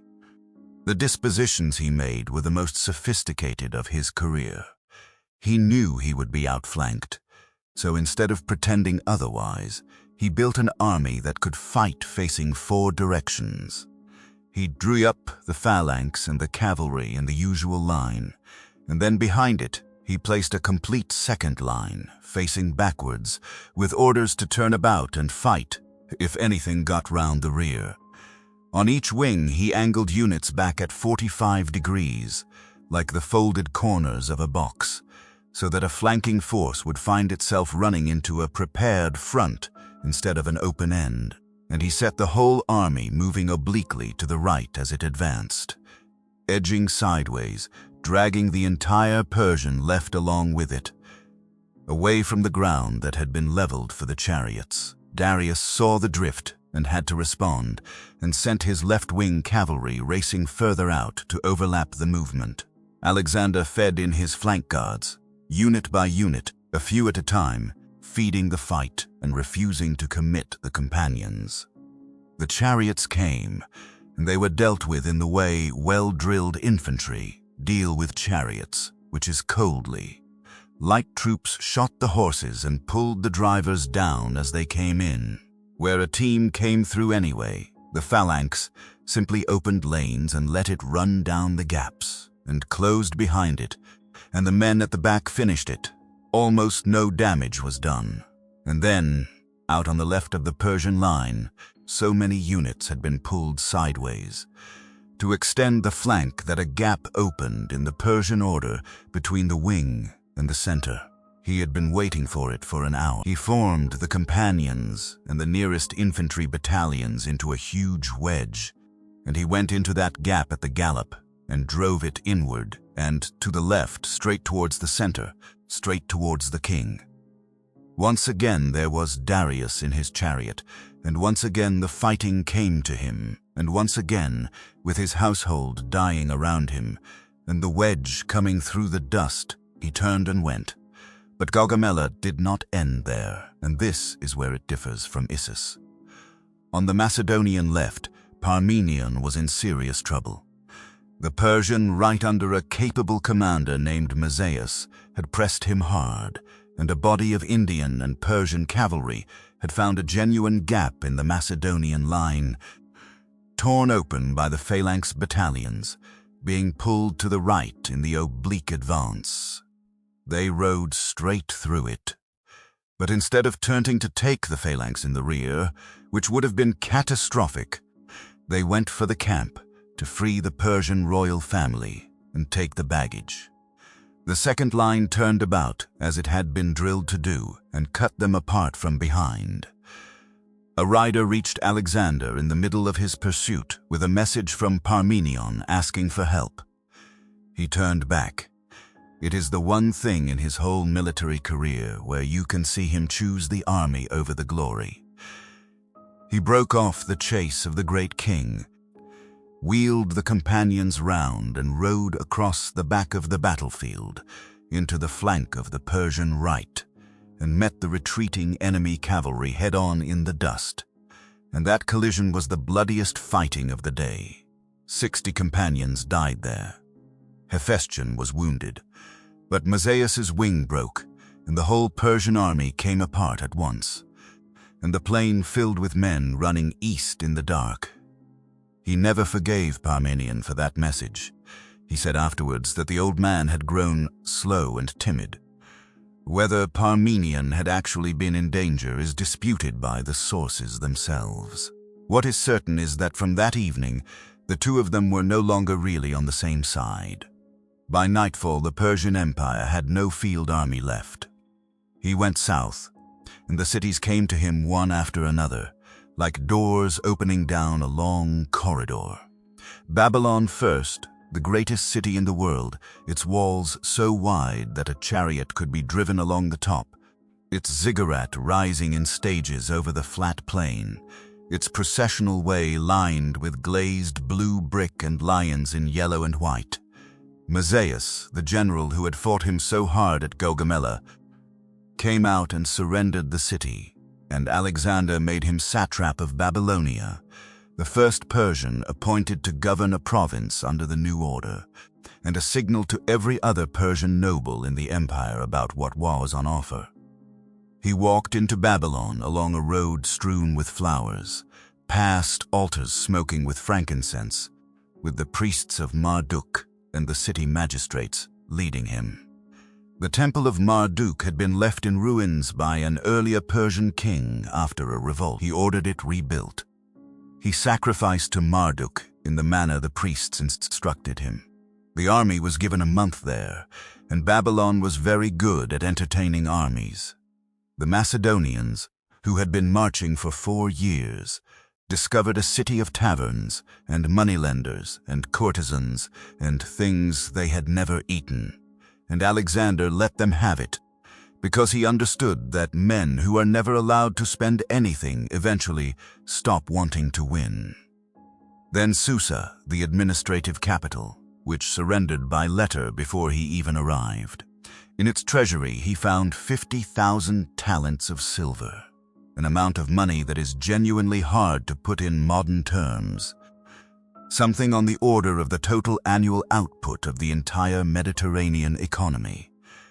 The man who had crossed the Hellespont in debt was now, in a single afternoon, the richest human being who had ever lived.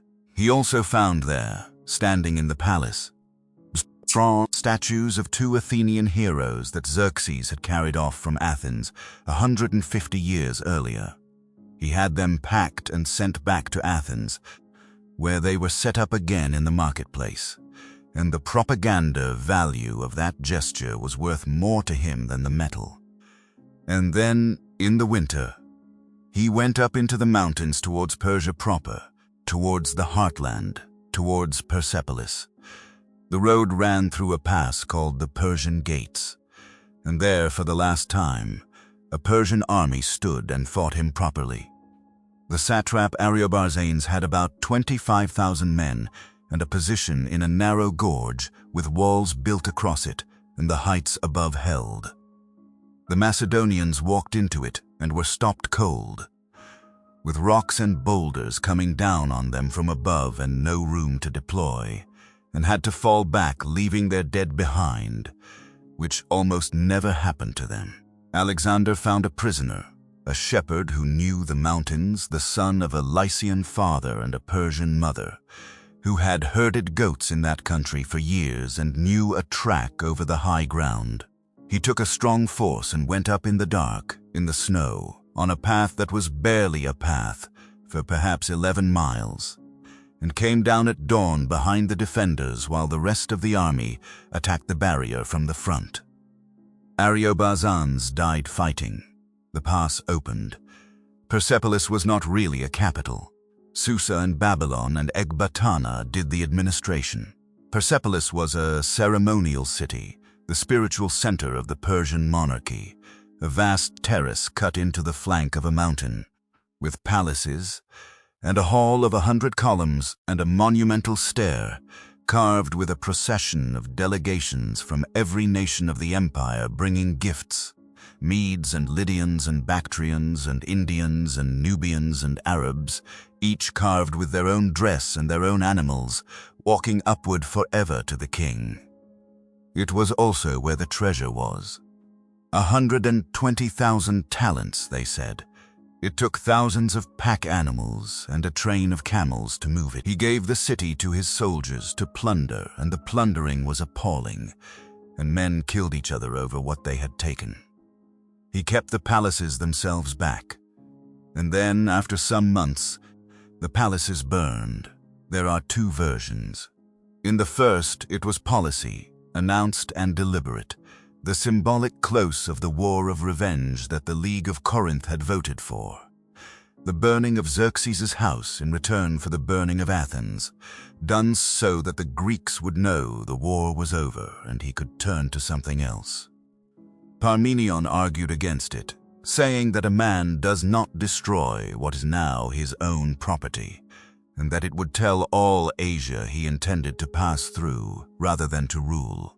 In the second version, it happened at the end of a long drinking party, when an Athenian courtesan named Thias, who was the companion of Ptolemy, stood up and said that it would be the sweetest revenge of all if the women of the party set fire to the palace of Xerxes with their own hands.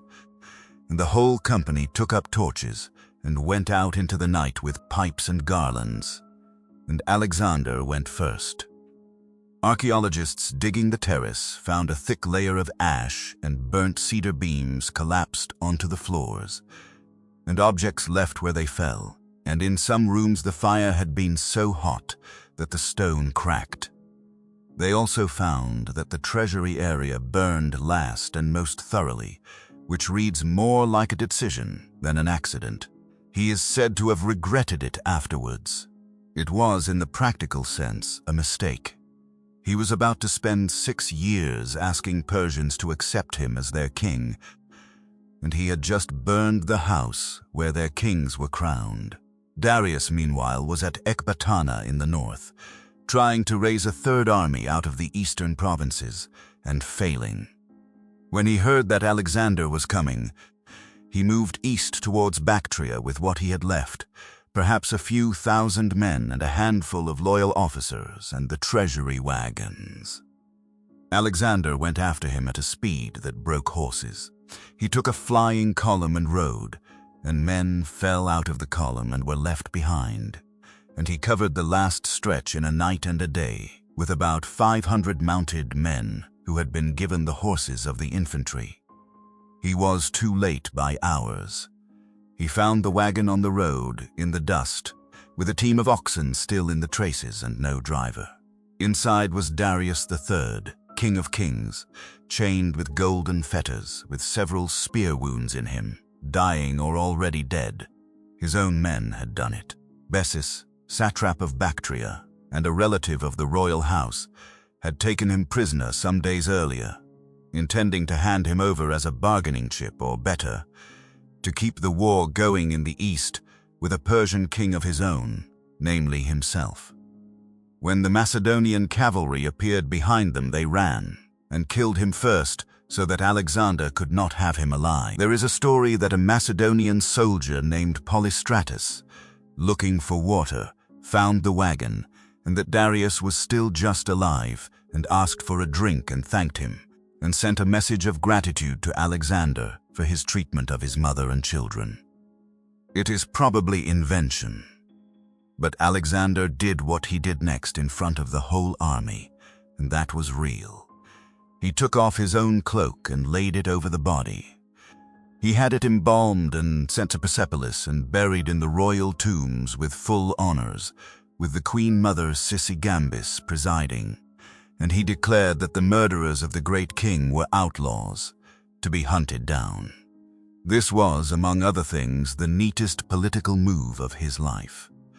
He had spent 5 years fighting Darius. Now Darius was a murdered legitimate monarch, and Alexander was the avenger of the royal house and its heir, and Bessus, who had put on the upright tiara and taken the throne name Artaxerxes, was nothing but a regicide and a usurper. The war of Greek revenge was formally over. He sent the allied Greek contingents home with enormous bonuses, and invited any who wished to re-enlist as paid soldiers of his own, and a great many did, because there was nothing at home like the money he was handing out. And then he kept going east, and the character of the whole enterprise changed. The years that follow are the hardest part of the story and the least comfortable.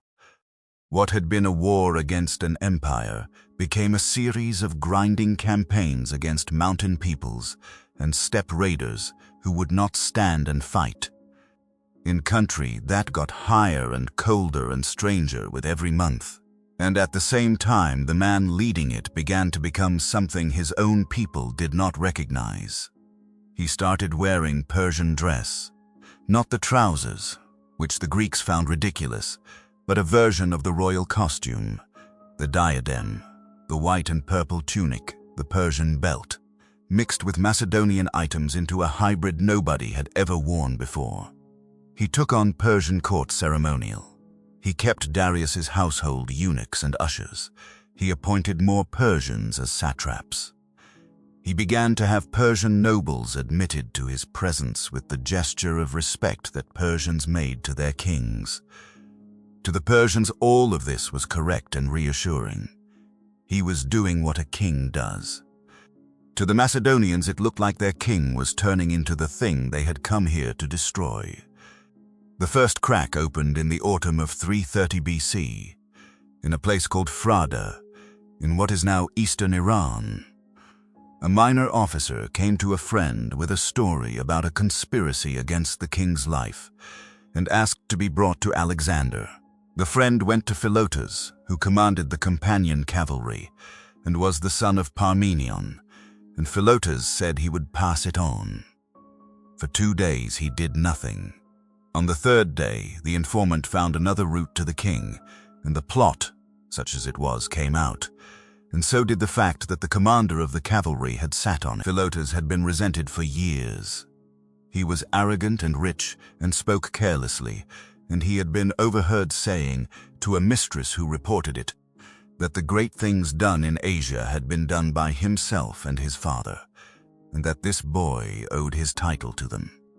Whether he had any part in a plot has never been settled. Almost certainly he did not.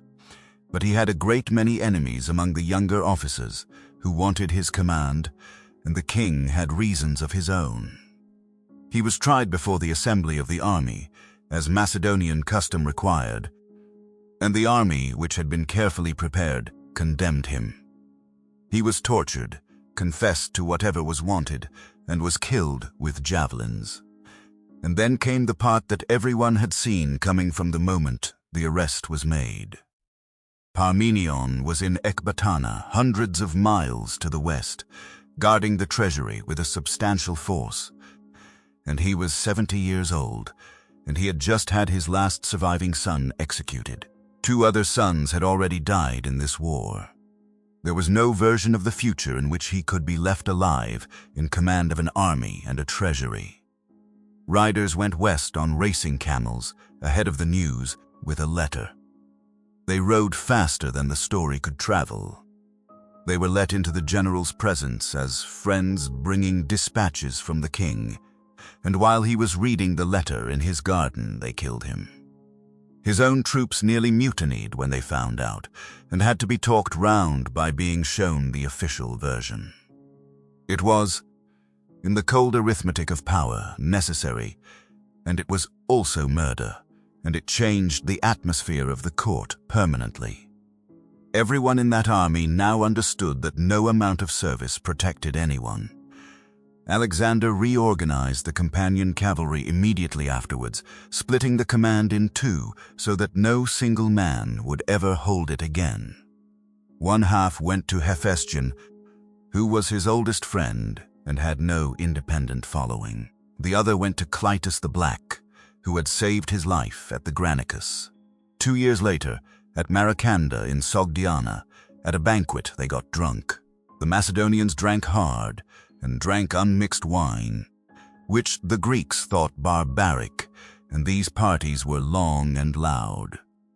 Somebody began flattering the king in the fashion that had become normal, saying that his achievements were greater than those of the old heroes, greater than Heracles, that men would soon be sacrificing to him. Somebody else disparaged Philip, saying that he had done nothing much, and that the son had surpassed the father entirely. Clytus, who was drunk and who was a generation older, and who had been thoroughly insulted the year before by being told he was to leave the cavalry and take a provincial governorship, could not let it pass. He said Philip's achievements were greater. He said the victories had been won by Macedonian blood and Macedonian arms, and not by one man. He said that the Persians in the room were being honored over the men who had bled. And finally, he held up his right hand and said, "This hand, Alexander, saved your life at the Granicus." Alexander threw a piece of fruit at him and looked for his sword, and someone had already moved it. His guards would not sound the alarm. His friends got Cletus out of the hole by force, and then Cletus came back in through another door, still shouting, quoting a line of Euripides about how the credit for a battle goes to the general and not the soldiers who die. Alexander took a spear from a guard and ran him through. The killing of Cletus is the one act of his life that seems to have genuinely broken him, at least for a while. When the rage went out of him, he pulled the spear out of the body and, by some accounts, tried to turn it on himself, and was stopped. He was carried to his room and lay there for 3 days without eating or drinking, calling the dead man's name and the name of his sister who had nursed him. The army, disturbed, formally passed a resolution declaring that Cletus had been justly killed so that the king would not have to feel like a murderer. His friends brought philosophers in to argue him out of it.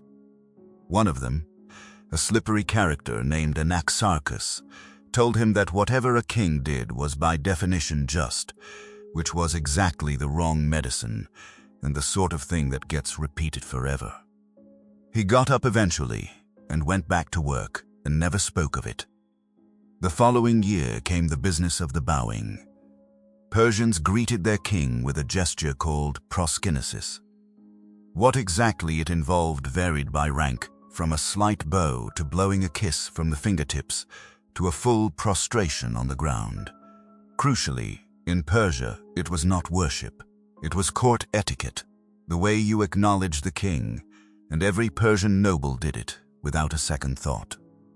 To Greeks and Macedonians, prostrating yourself before a human being was something you did only to gods.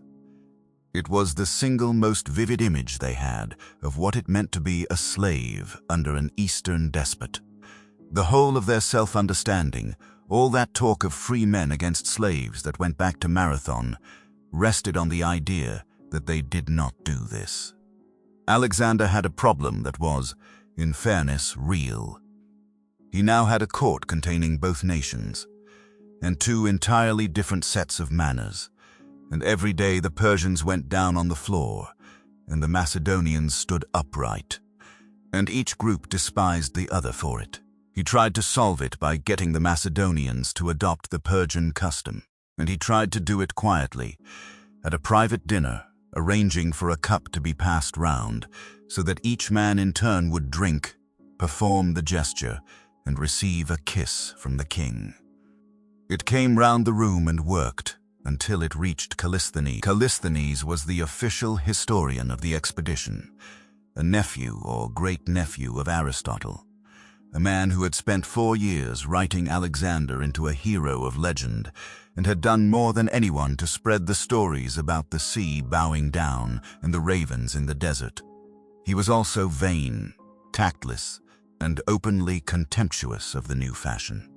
He drank from the cup, skipped the bow, and walked up for his kiss. Someone pointed out what he had done.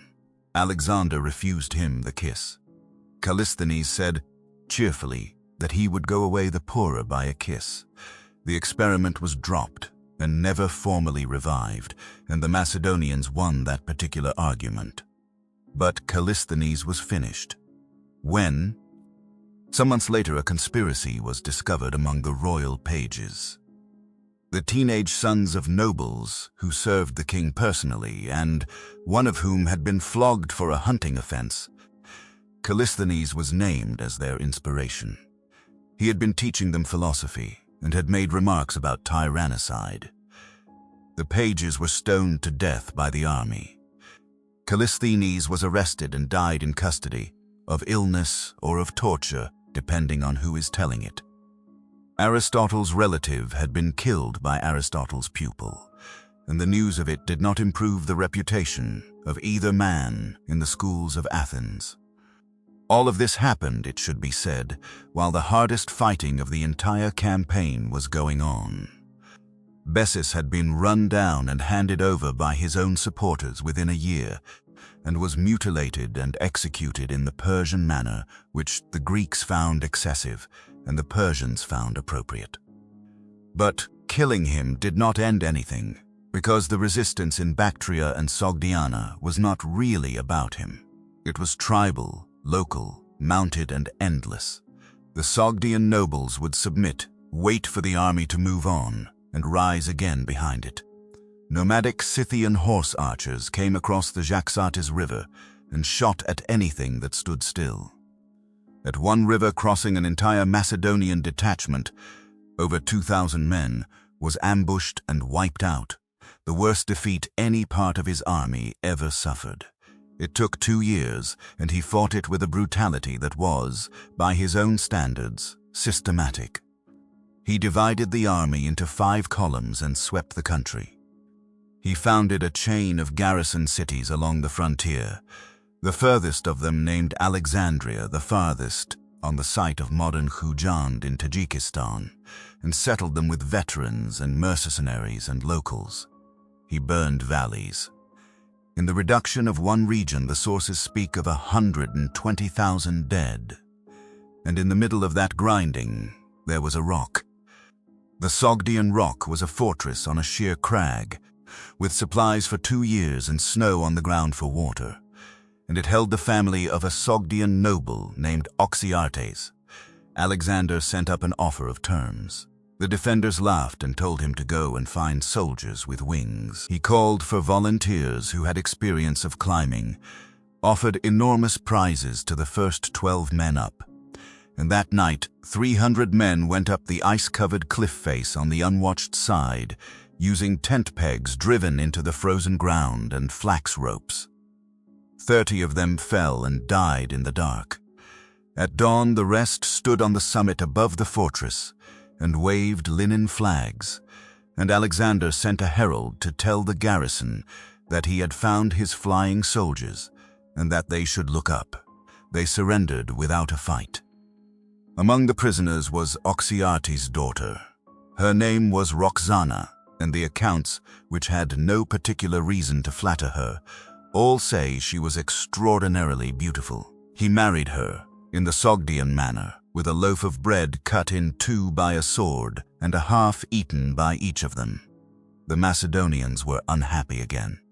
Their king had married a barbarian noblewoman from a mountain country, not a Persian princess, not a Macedonian, and the son of that marriage would be half Sogdian. But it did what it was meant to do. The father became an ally and a governor. The resistance in the north subsided, and for the first time in 3 years the eastern provinces were quiet. He was 30 years old. Behind him lay every land the Persians had ever ruled, and in front of him, past the mountains, lay India. To understand why he went, you have to understand what he thought India was. Greek geography in the 4th century BC held that the inhabited world ended not very far past the Indus. Beyond the river lay a narrowing land, and then the ocean, the great encircling stream that ran round the whole rim of the earth. If you reached the ocean in the east, you had reached the end. You could, in principle, sail round from there to the mouth of the Nile. He believed, in other words, that he was 200 or 300 miles from the edge of the world, and that the whole remaining distance could be covered in a season. He was wrong by about 3,000 miles and an entire subcontinent. He crossed the Hindu Kush over passes at 11,000 feet, with the army eating raw mutton because there was no fuel for fires, and came down into the valleys of what is now eastern Afghanistan and the northwest of Pakistan. Some of the local rulers came to meet him and submitted, chief among them the ruler of Taxila, a great city on the far side of the Indus, who had a rival further east and who wanted a powerful friend. Others did not submit. The hill peoples of Swat and Bajur fought him valley by valley, and he was wounded again in the shoulder and the leg. And then there was Ornos, which was the last of his great sieges, and in some ways the most absurd. It was a flat-topped mountain above the Indus, with cliffs on every side, 4,000 or 5,000 feet high, with springs and farmland on the summit, and enough space to feed a garrison indefinitely. Local tradition said that Heracles himself had tried to take it and failed, defeated by an earthquake. That, of course, settled the matter. Alexander had his engineers build a causeway. They cut timber on a neighboring ridge and filled a ravine, working from a spur that stood level with the fortress. And they built out across the gap at a rate of 100 yards a day under fire until the catapults could reach the walls. When the garrison saw the ramp approaching, they opened negotiations, planning to slip away at night, and he let the talks run, and then took 700 men up the cleared ground in the dark and cut them down as they left. Then he sacrificed on the summit, on the rock where the god had failed. In the spring of 326 BC, he came to the Hydaspes, the river now called the Jalem, and on the far bank was a king the Greeks called Porus, with an army, and something the Macedonians had never fought before in numbers: 200 war elephants. Horses will not charge elephants. They will not go near them. The smell alone will break a cavalry line, and behind those elephants Porus had 30,000 infantry and 300 chariots, and the river in front of them was in flood, with the first melt water of the Himalayan snows, 1/2 mile wide, running fast and brown. Alexander spent weeks making it impossible for Porus to know what he intended. He moved supplies up and down the bank in convoys. He marched detachments off in various directions at all hours. He had his men shout and light fires and make a great noise at night at various points along the river, so that at first the Indians turned out in force each time, and then, after several weeks of it, stopped bothering. He let it be known publicly that he intended to wait until the autumn for the water to drop. Then, on a night of tremendous thunder and rain, he took about 11,000 men 17 miles upstream to a wooded bend with an island in it, where the crossing could be made unobserved, leaving Craterus in the main camp with orders to make the usual noise and to cross only when he saw the elephants leave. They crossed at dawn in boats, brought overland in sections and rafts made of stuffed hides. And it went wrong at once, because what they had taken for the far bank was another island, and beyond it was a second channel, chest deep and running hard, and the men had to wade it with the water at their shoulders, holding their weapons above their heads. Porus sent his son with a force of chariots to meet them. The chariots bogged down in the mud of the flooded bank and were destroyed, and the son was killed. Then the main Indian army came up, and Porus arranged it in the classic Indian order, elephants in a line across the front, at intervals of about 100 feet, infantry between and behind them, like the curtain wall between towers, cavalry and chariots on the wings.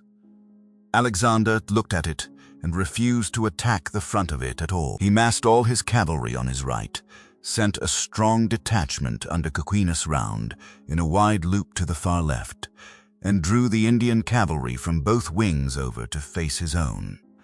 When they had committed and were fully engaged, Coquinus came in behind them out of the dust. The Indian horsemen, caught front and rear, fell back among their own elephants. And then the phalanx went in on the elephants, and it was the worst fighting the Macedonians had ever done. They had been drilled for it. They did not stand and receive the charge. They opened lanes and let the animals through, and closed on their flanks, and used long axes on the legs, and curved blades to cut the trunks, and speared the drivers off their necks. Light infantry shot at the mayhouts from a distance. Elephants with dead drivers went wild in the press and did as much damage to the Indians as to the Macedonians, wheeling and trampling in the crush. Arrian, writing centuries later from the memoirs of men who were there, says the beasts backed slowly away in the end, facing the enemy as they went, screaming like ships backing water. Porus fought on.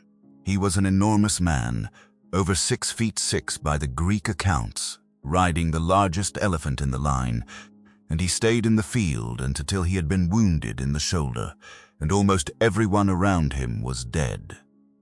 When at last he turned his elephant away, Alexander sent riders after him to ask him to stop. They brought him in, still on his feet, wounded, hugely tall, and the two of them looked at each other. Alexander asked him how he wished to be treated. Porus said, like a king.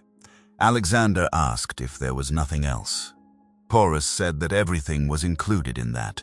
He gave him back his kingdom, and added territory to it, and made him a satrap and an ally, and Porus was loyal to the end and beyond it.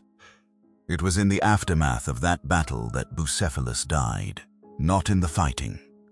He was about 30 years old and had carried his rider from Greece to the Punjab, and he lay down after the crossing and did not get up. Alexander founded a city on the spot and named it Bucephala, and it is one of the very few times we are told that he grieved openly for something that was not a person. Then he wanted to go on. There was a report of a great river beyond the next one, and a rich kingdom beyond that with even more elephants, and beyond that, he was sure, the ocean. The army had had enough. They had been away for 8 years. They had marched, on some estimates, 17,000 miles. It was the monsoon, and it had been raining for 70 days without stopping. Their clothes had rotted off them. Their leather was mildewed. Their bowstrings would not hold. The iron of their weapons was rusting, and their horses' hooves were splitting from standing in mud. Snakes had come up out of the flooded ground into the tents. Men who had been rich beyond imagining after Persepolis had nothing left to buy and nowhere to spend. At the Hyphasis, the river now called the Bees, they stopped.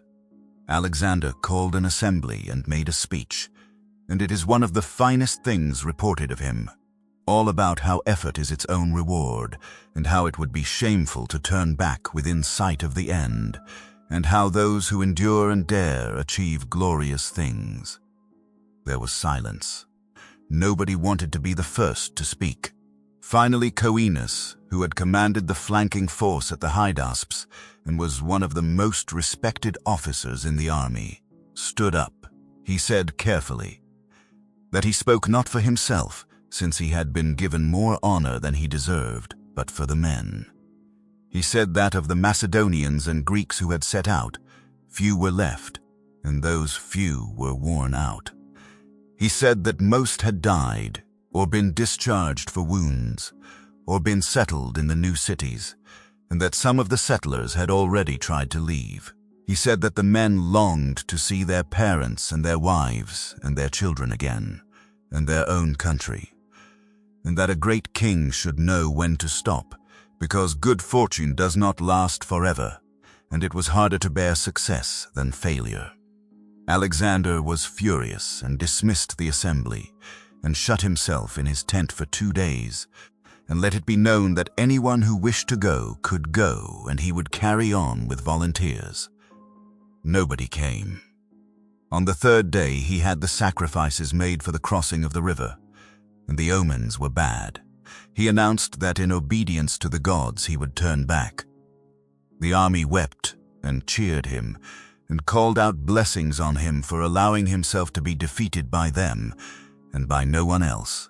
He set up 12 enormous altars on the bank before he left, to the 12 gods, and had the camp built oversized, with beds and mangers larger than men and horses needed, so that whoever came after would think that a race of giants had passed that way. Coenus died of illness within weeks. Alexander gave him a magnificent funeral, and remarked dryly that he had made his long speech about going home for the sake of very few days. Turning back did not mean going home the way he had come. He built a fleet on the Hydaspes, something like 800 or 1,000 vessels of all sizes, crewed by Phoenicians and Egyptians, and Cypriots and Greek islanders who had come with the army, and he took the whole force down the rivers towards the sea, with the ships in the water and 2 columns marching along either bank. The idea was to open a route by water from India to Persia, to link the ends of his empire by sea, and to see the ocean at last, even if it was the wrong ocean. The journey down took months and was not peaceful. The peoples of the lower rivers had not submitted and did not intend to, and it became a campaign of storming towns. At one of them, a town of the Mali, he almost died. The ladders went up against the wall, and the men were slow behind him. And he went over the parapet with only 3 companions, and dropped down into the town on the wrong side, alone, against the whole garrison. He put his back against a tree by the wall and fought. 2 of his 3 were killed. He was hit in the chest by an arrow about 3 feet long that went through his corselet and into his lung, and he went down. The army outside, hearing that the king was inside and down, tore at the wall with their hands, and drove pegs into the mud brick, and climbed up any way they could. And when they got in, they killed everything in that town, every man, every woman, every child, because they thought he was dead. He was carried out on a shield. The shaft had to be cut, and the barbed head worked out of the wound, and there was a great rush of blood and air, and he fainted. And the rumor ran through the camp and down the river that he had died. He had them carry him down to the fleet on a litter, and rowed along the bank in an open boat with the awning taken off, so the soldiers could see him move his hand. They did not believe it until he had himself lifted onto a horse and rode a little way, and then, we are told, they crowded round and threw flowers, and touched his knees and his hands as he passed, weeping. The wound never fully healed. He was in pain from it for the rest of his life, and it may well have contributed to what happened 3 years later in Babylon. His officers begged him to stop leading assaults personally. He listened politely and did not change. At the mouth of the Indus, he divided the force. Nearchus took the fleet west along the coast, with orders to chart the shoreline, find water, and open the sea route to the Persian Gulf. Craterus took the elephants, the baggage, the sick and the wounded, and a large part of the army by an easier inland road through the Bolan Pass. And Alexander took the rest along the coast of Gedrosia, the desert country of Makron, in what is now southern Baluchistan, partly to dig wells and lay out supply dumps for the fleet, and partly, one suspects, because Cyrus the Great was said to have tried that road and lost all but 7 men, and a queen of Assyria was said to have tried it and lost all but 20. The Gedrosian march killed more of his people than every battle he ever fought put together. They marched at night to avoid the heat and lay under whatever shade they could find by day. The sand was so soft and deep in places that the animals sank to the belly, and the men marched as if wading. Guides lost the track because the wind moved the dunes and the landmarks with them. The pack animals were eaten. The horses were eaten. Then the wagons were broken up for firewood and burned, and the sick and the stragglers who fell out were left where they lay, because there was nothing to carry them on, and no one strong enough to carry them. There is a story from that road that the soldiers remembered above all the others. Some men found a small trickle of water in a gully, and filled a helmet with it and brought it to the king, because he was suffering as much as anyone.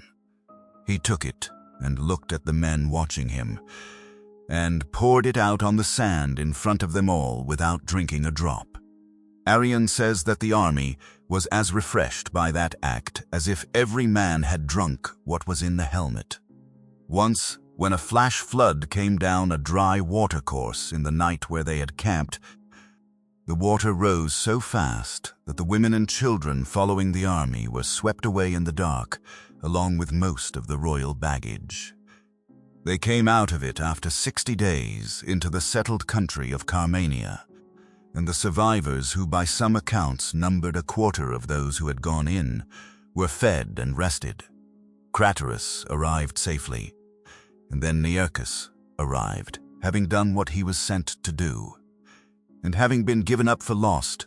And when he came up the road, he was so burnt and gaunt and ragged that the men who met him did not recognize him. And when he told the king who he was, Alexander wept and said that hearing the fleet was safe was worth more to him than the whole of Asia.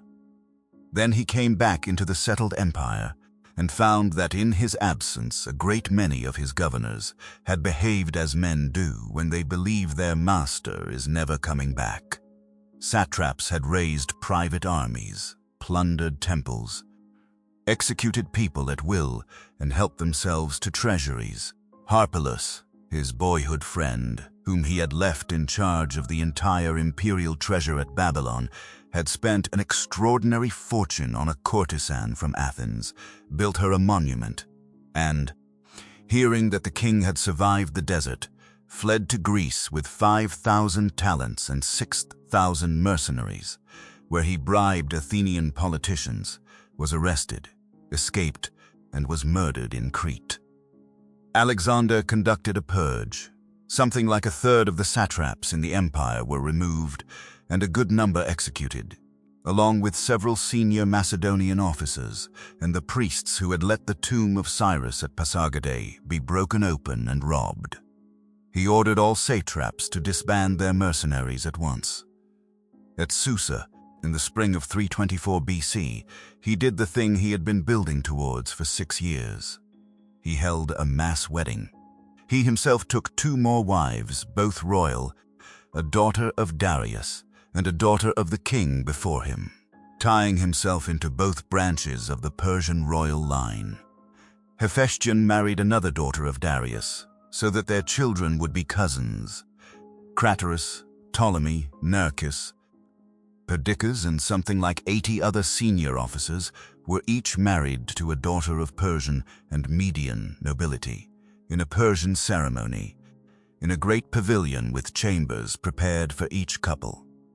10,000 ordinary Macedonian soldiers who had taken Asian women were registered as married and given wedding gifts. He paid off the debts of the entire army, no questions asked, some 20,000 talents in total, and had to be persuaded that the men were not being tricked into identifying themselves as spendthrifts.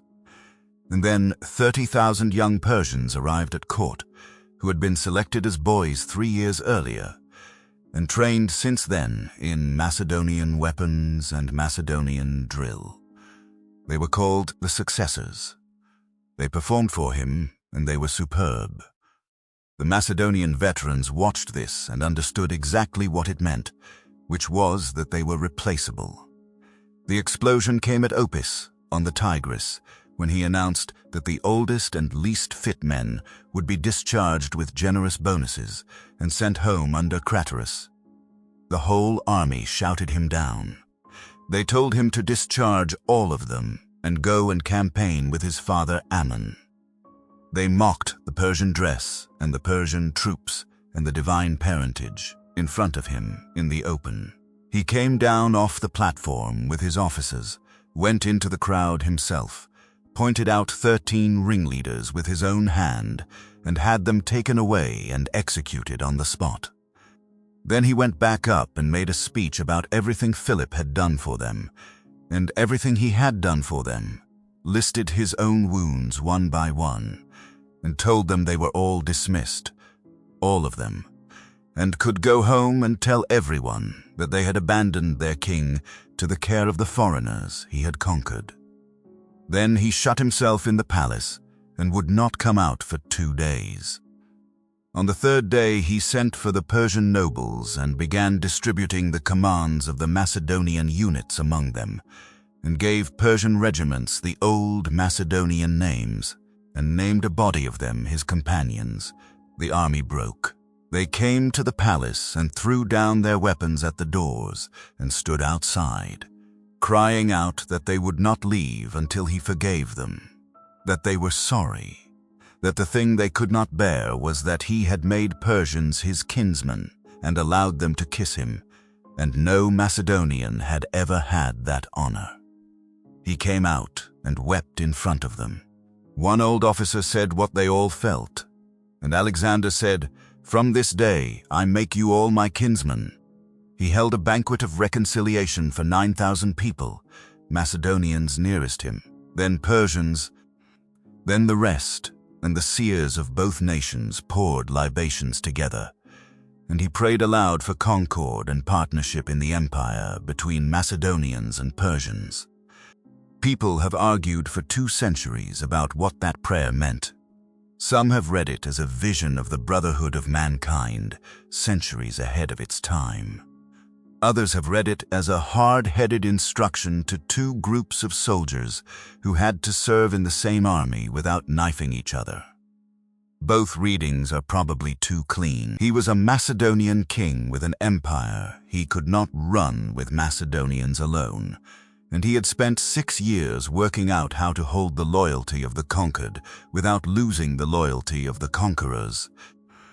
And this was the arrangement he had arrived at. 10,000 veterans went home with a talent each, which was a fortune, and Craterus led them, and he was carrying sealed orders to replace Antipater as regent in Macedonia. Antipater, who had governed Europe faithfully for 12 years, and who had been feuding by letter with Olympias the whole time, was ordered to bring fresh troops out to Asia in person. He did not come.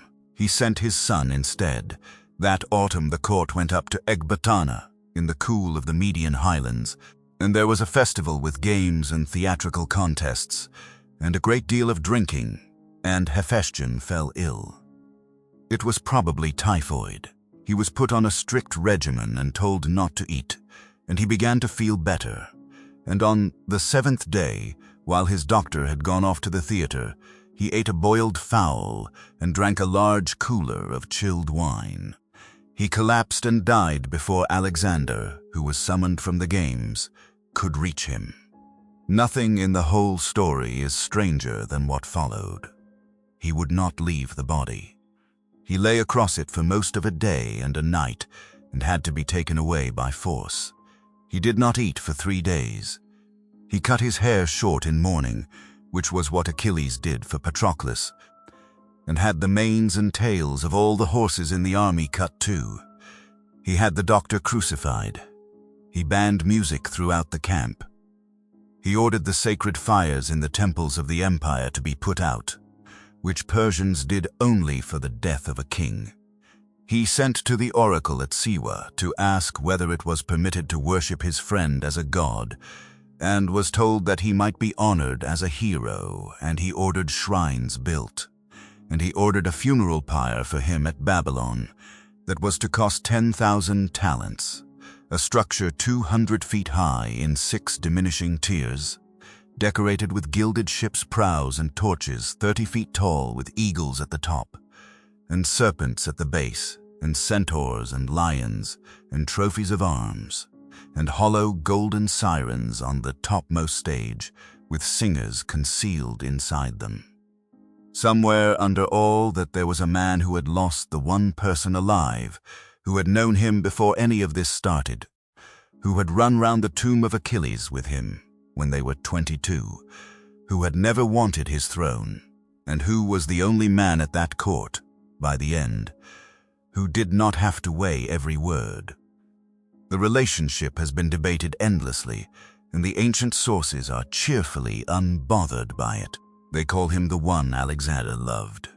When the Queen Mother made her mistake in the tent at Issus, Alexander said, "He too is Alexander." Whatever the precise nature of it, it was the central attachment of his life.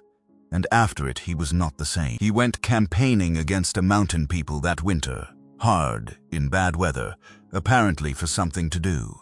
In the spring of 323 BC, he came down to Babylon.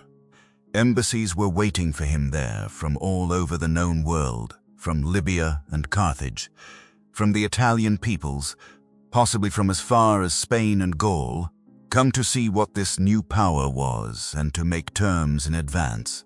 The Greek cities sent envoys who approached him wearing garlands, as men approach a god. He was planning. Nearchus was preparing a fleet for a voyage of exploration around Arabia. There was talk of a circumnavigation of Africa, of a road along the coast of North Africa to the Pillars of Heracles, of a campaign against Carthage.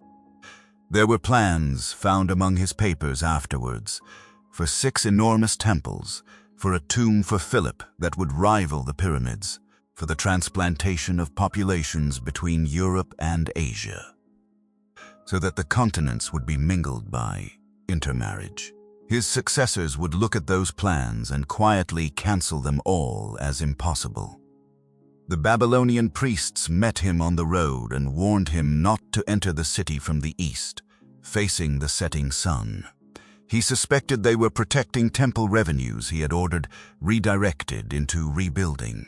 He tried a different approach, found the ground marshy, and went in anyway. There were omens, and they are the sort of thing that accumulates in retrospect. A flock of ravens fighting over the walls and dropping dead at his feet. A lion in the royal menagerie kicked to death by a donkey. And one strange incident recorded in more than one place, when he had gone off for a rub down and left his throne, and a nameless man of low rank wandered in past the eunuchs, who did not stop him because of some Persian custom, and sat down on the empty throne and stayed there. The eunuchs tore their clothes and beat their breasts as at a death. The man was tortured and could only say that the idea had come into his head. On the evening of the 18th of the Macedonian month, Dionysios, he dined with his friends and drank late, and then went on drinking on the invitation of a Thessalian companion, and in the night he developed a fever. The court journal, or something purporting to be it, recorded the days that followed with a plain, terrible flatness. He bathed and slept in the bathhouse. He was carried on a couch to perform the daily sacrifices. He gave Nearchus his orders for the Arabian voyage and told him the fleet would sail in 3 days. He was carried across to the gardens on the other side of the river. The fever grew worse. He was carried back. He slept badly. He gave orders that the officers should wait in the courtyard and the commanders outside. He could no longer speak. Then came the day when the soldiers refused to be kept out.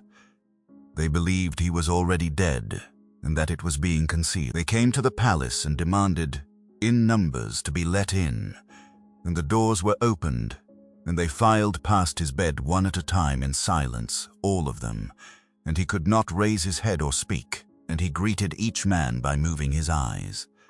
Somewhere in there, his officers asked him to whom he left the kingdom. One tradition says he answered, to the strongest. Another says he took the ring from his finger and handed it to Perdiccas. Another says he said nothing at all, and that the words were supplied later by men who needed them. Some of his friends slept that night in the temple of Serapis, asking the god whether it would be better to bring the king there. The answer came back that he should be left where he was. He died in the late afternoon of the 10th or 11th of June, 323 BC, in the 33rd year of his life and the 13th of his reign. The cause has been argued over ever since. Poison was suspected immediately, and Antipater and his sons were the favorite suspects given the recall order, and one of his sons had been the royal cupbearer. But the illness lasted 11 or 12 days, which fits no poison known to the ancient world. Modern candidates include malaria, typhoid fever, complications from the lung wound, acute pancreatitis after a night of very heavy drinking, and an autoimmune disorder that would explain the reports that his body did not show corruption for days, which may simply mean he was not quite dead when they thought he was. We will never know. A man who had been wounded in the head, the shoulder, the thigh, the ankle and the chest, who had marched through a desert that killed most of an army, who had drunk hard for years, and had lost the person he loved 8 months earlier, was not a difficult man to kill. And then the whole thing came apart, faster than anyone could have imagined. He left a Sogdian wife who was 6 months pregnant, a half-brother named Arhidaeus who was mentally incapable, and about 40 senior officers, each with troops who were loyal to him personally. The infantry wanted the half-brother. The cavalry and the senior commanders wanted to wait for Roxana's child. There was a standoff in Babylon that nearly became a battle inside the palace, with the body lying unburied in the heat of a Mesopotamian June, while the men who had conquered the world argued about it. They compromised on a joint kingship of an incapable man and an unborn baby, with Perdiccas as regent, and everyone knew it was a fiction. Within 2 years they were at war with each other, and the wars went on for more than 40. Perdiccas was murdered by his own officers in Egypt. Craterus was killed in battle in Asia Minor. Antipater died of old age and left his position to a man who was not his son, which started another war. Olympias invaded Macedonia, had Philip's daughter and the incapable king put to death, and was herself besieged, taken and killed by relatives of her victims. Roxana and her son, Alexander IV, were kept under guard for years, and then quietly murdered when the boy approached the age at which he might rule. Every member of Alexander's family was dead within 20 years, and the line of Macedonian kings that stretched back 3 centuries ended in a series of political killings. The body did not reach Macedonia either. It was embalmed and placed in a gold sarcophagus inside an enormous funeral carriage, a wheeled temple with a golden vault and columns and bells, which took 2 years to build and required a road crew of engineers traveling ahead of it. When the procession set out, Ptolemy came up from Egypt with an army and took it.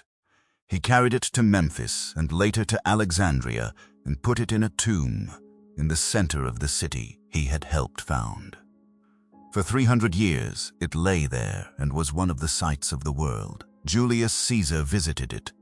Augustus laid flowers on it and, we are told, accidentally knocked the nose off. Caligula stole the breastplate.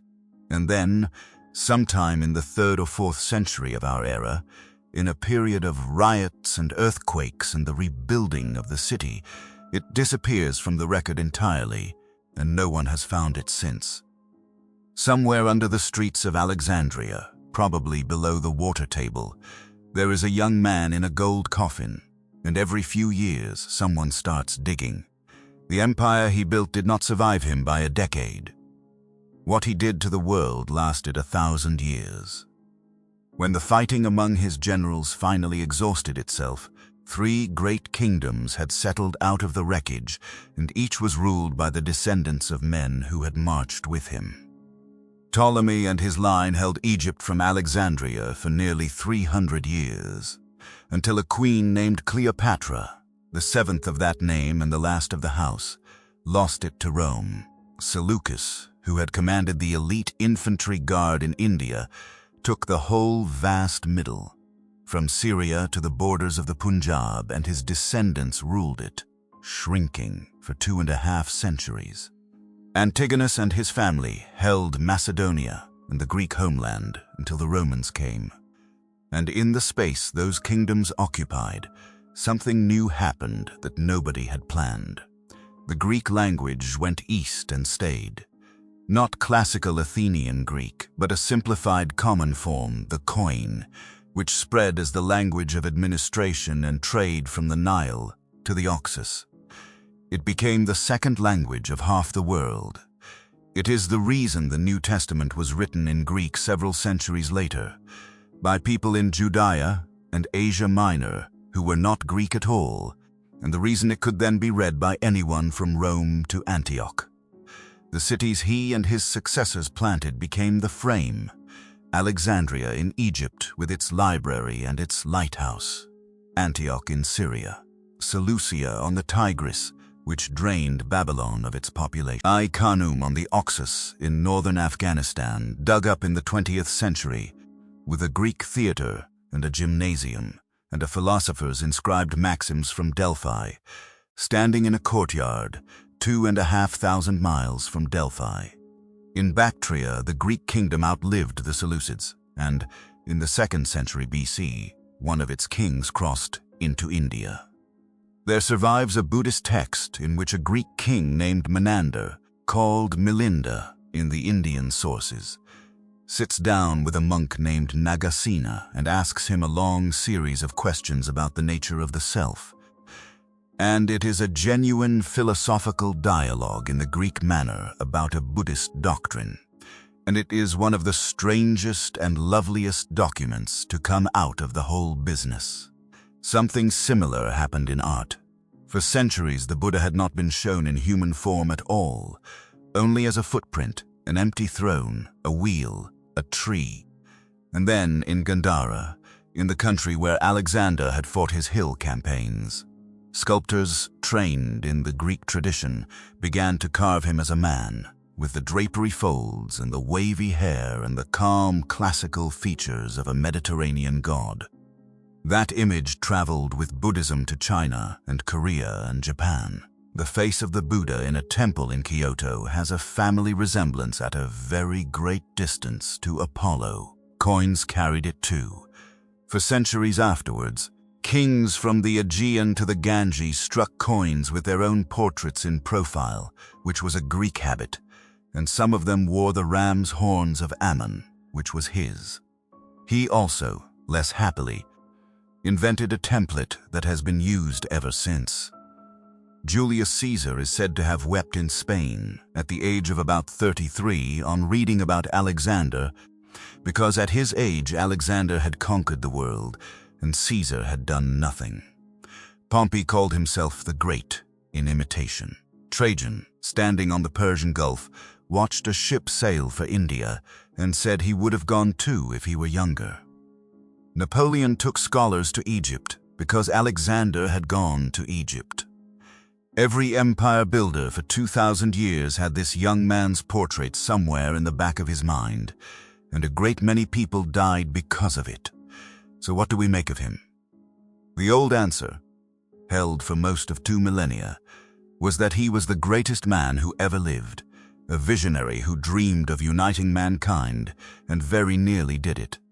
The modern reaction has been harsh, and much of it is deserved.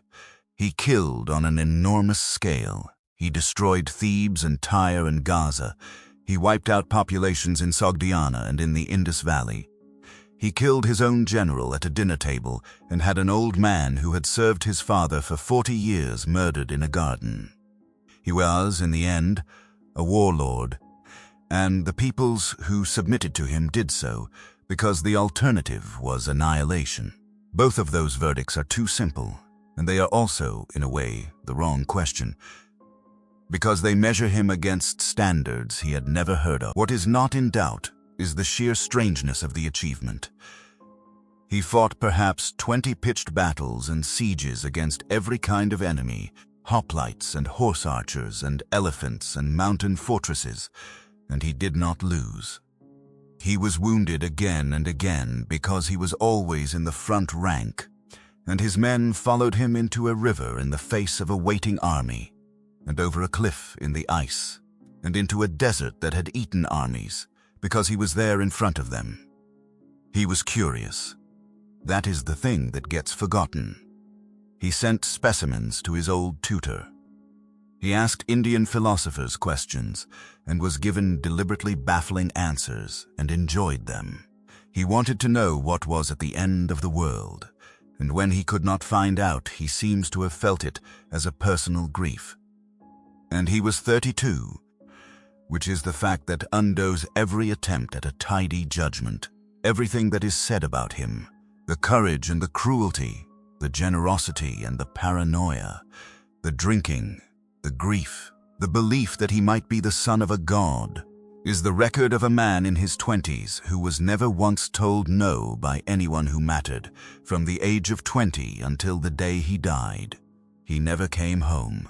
He never saw Macedonia again after the spring of 334 BC. He never met his son. His mother, who wrote to him constantly and whom he defended and would not allow into politics, outlived him by 7 years and died at the hands of a mob. In the end, he lies somewhere under a modern city on the Egyptian coast, in a place nobody can find, and everything he built has been rebuilt a dozen times by other hands.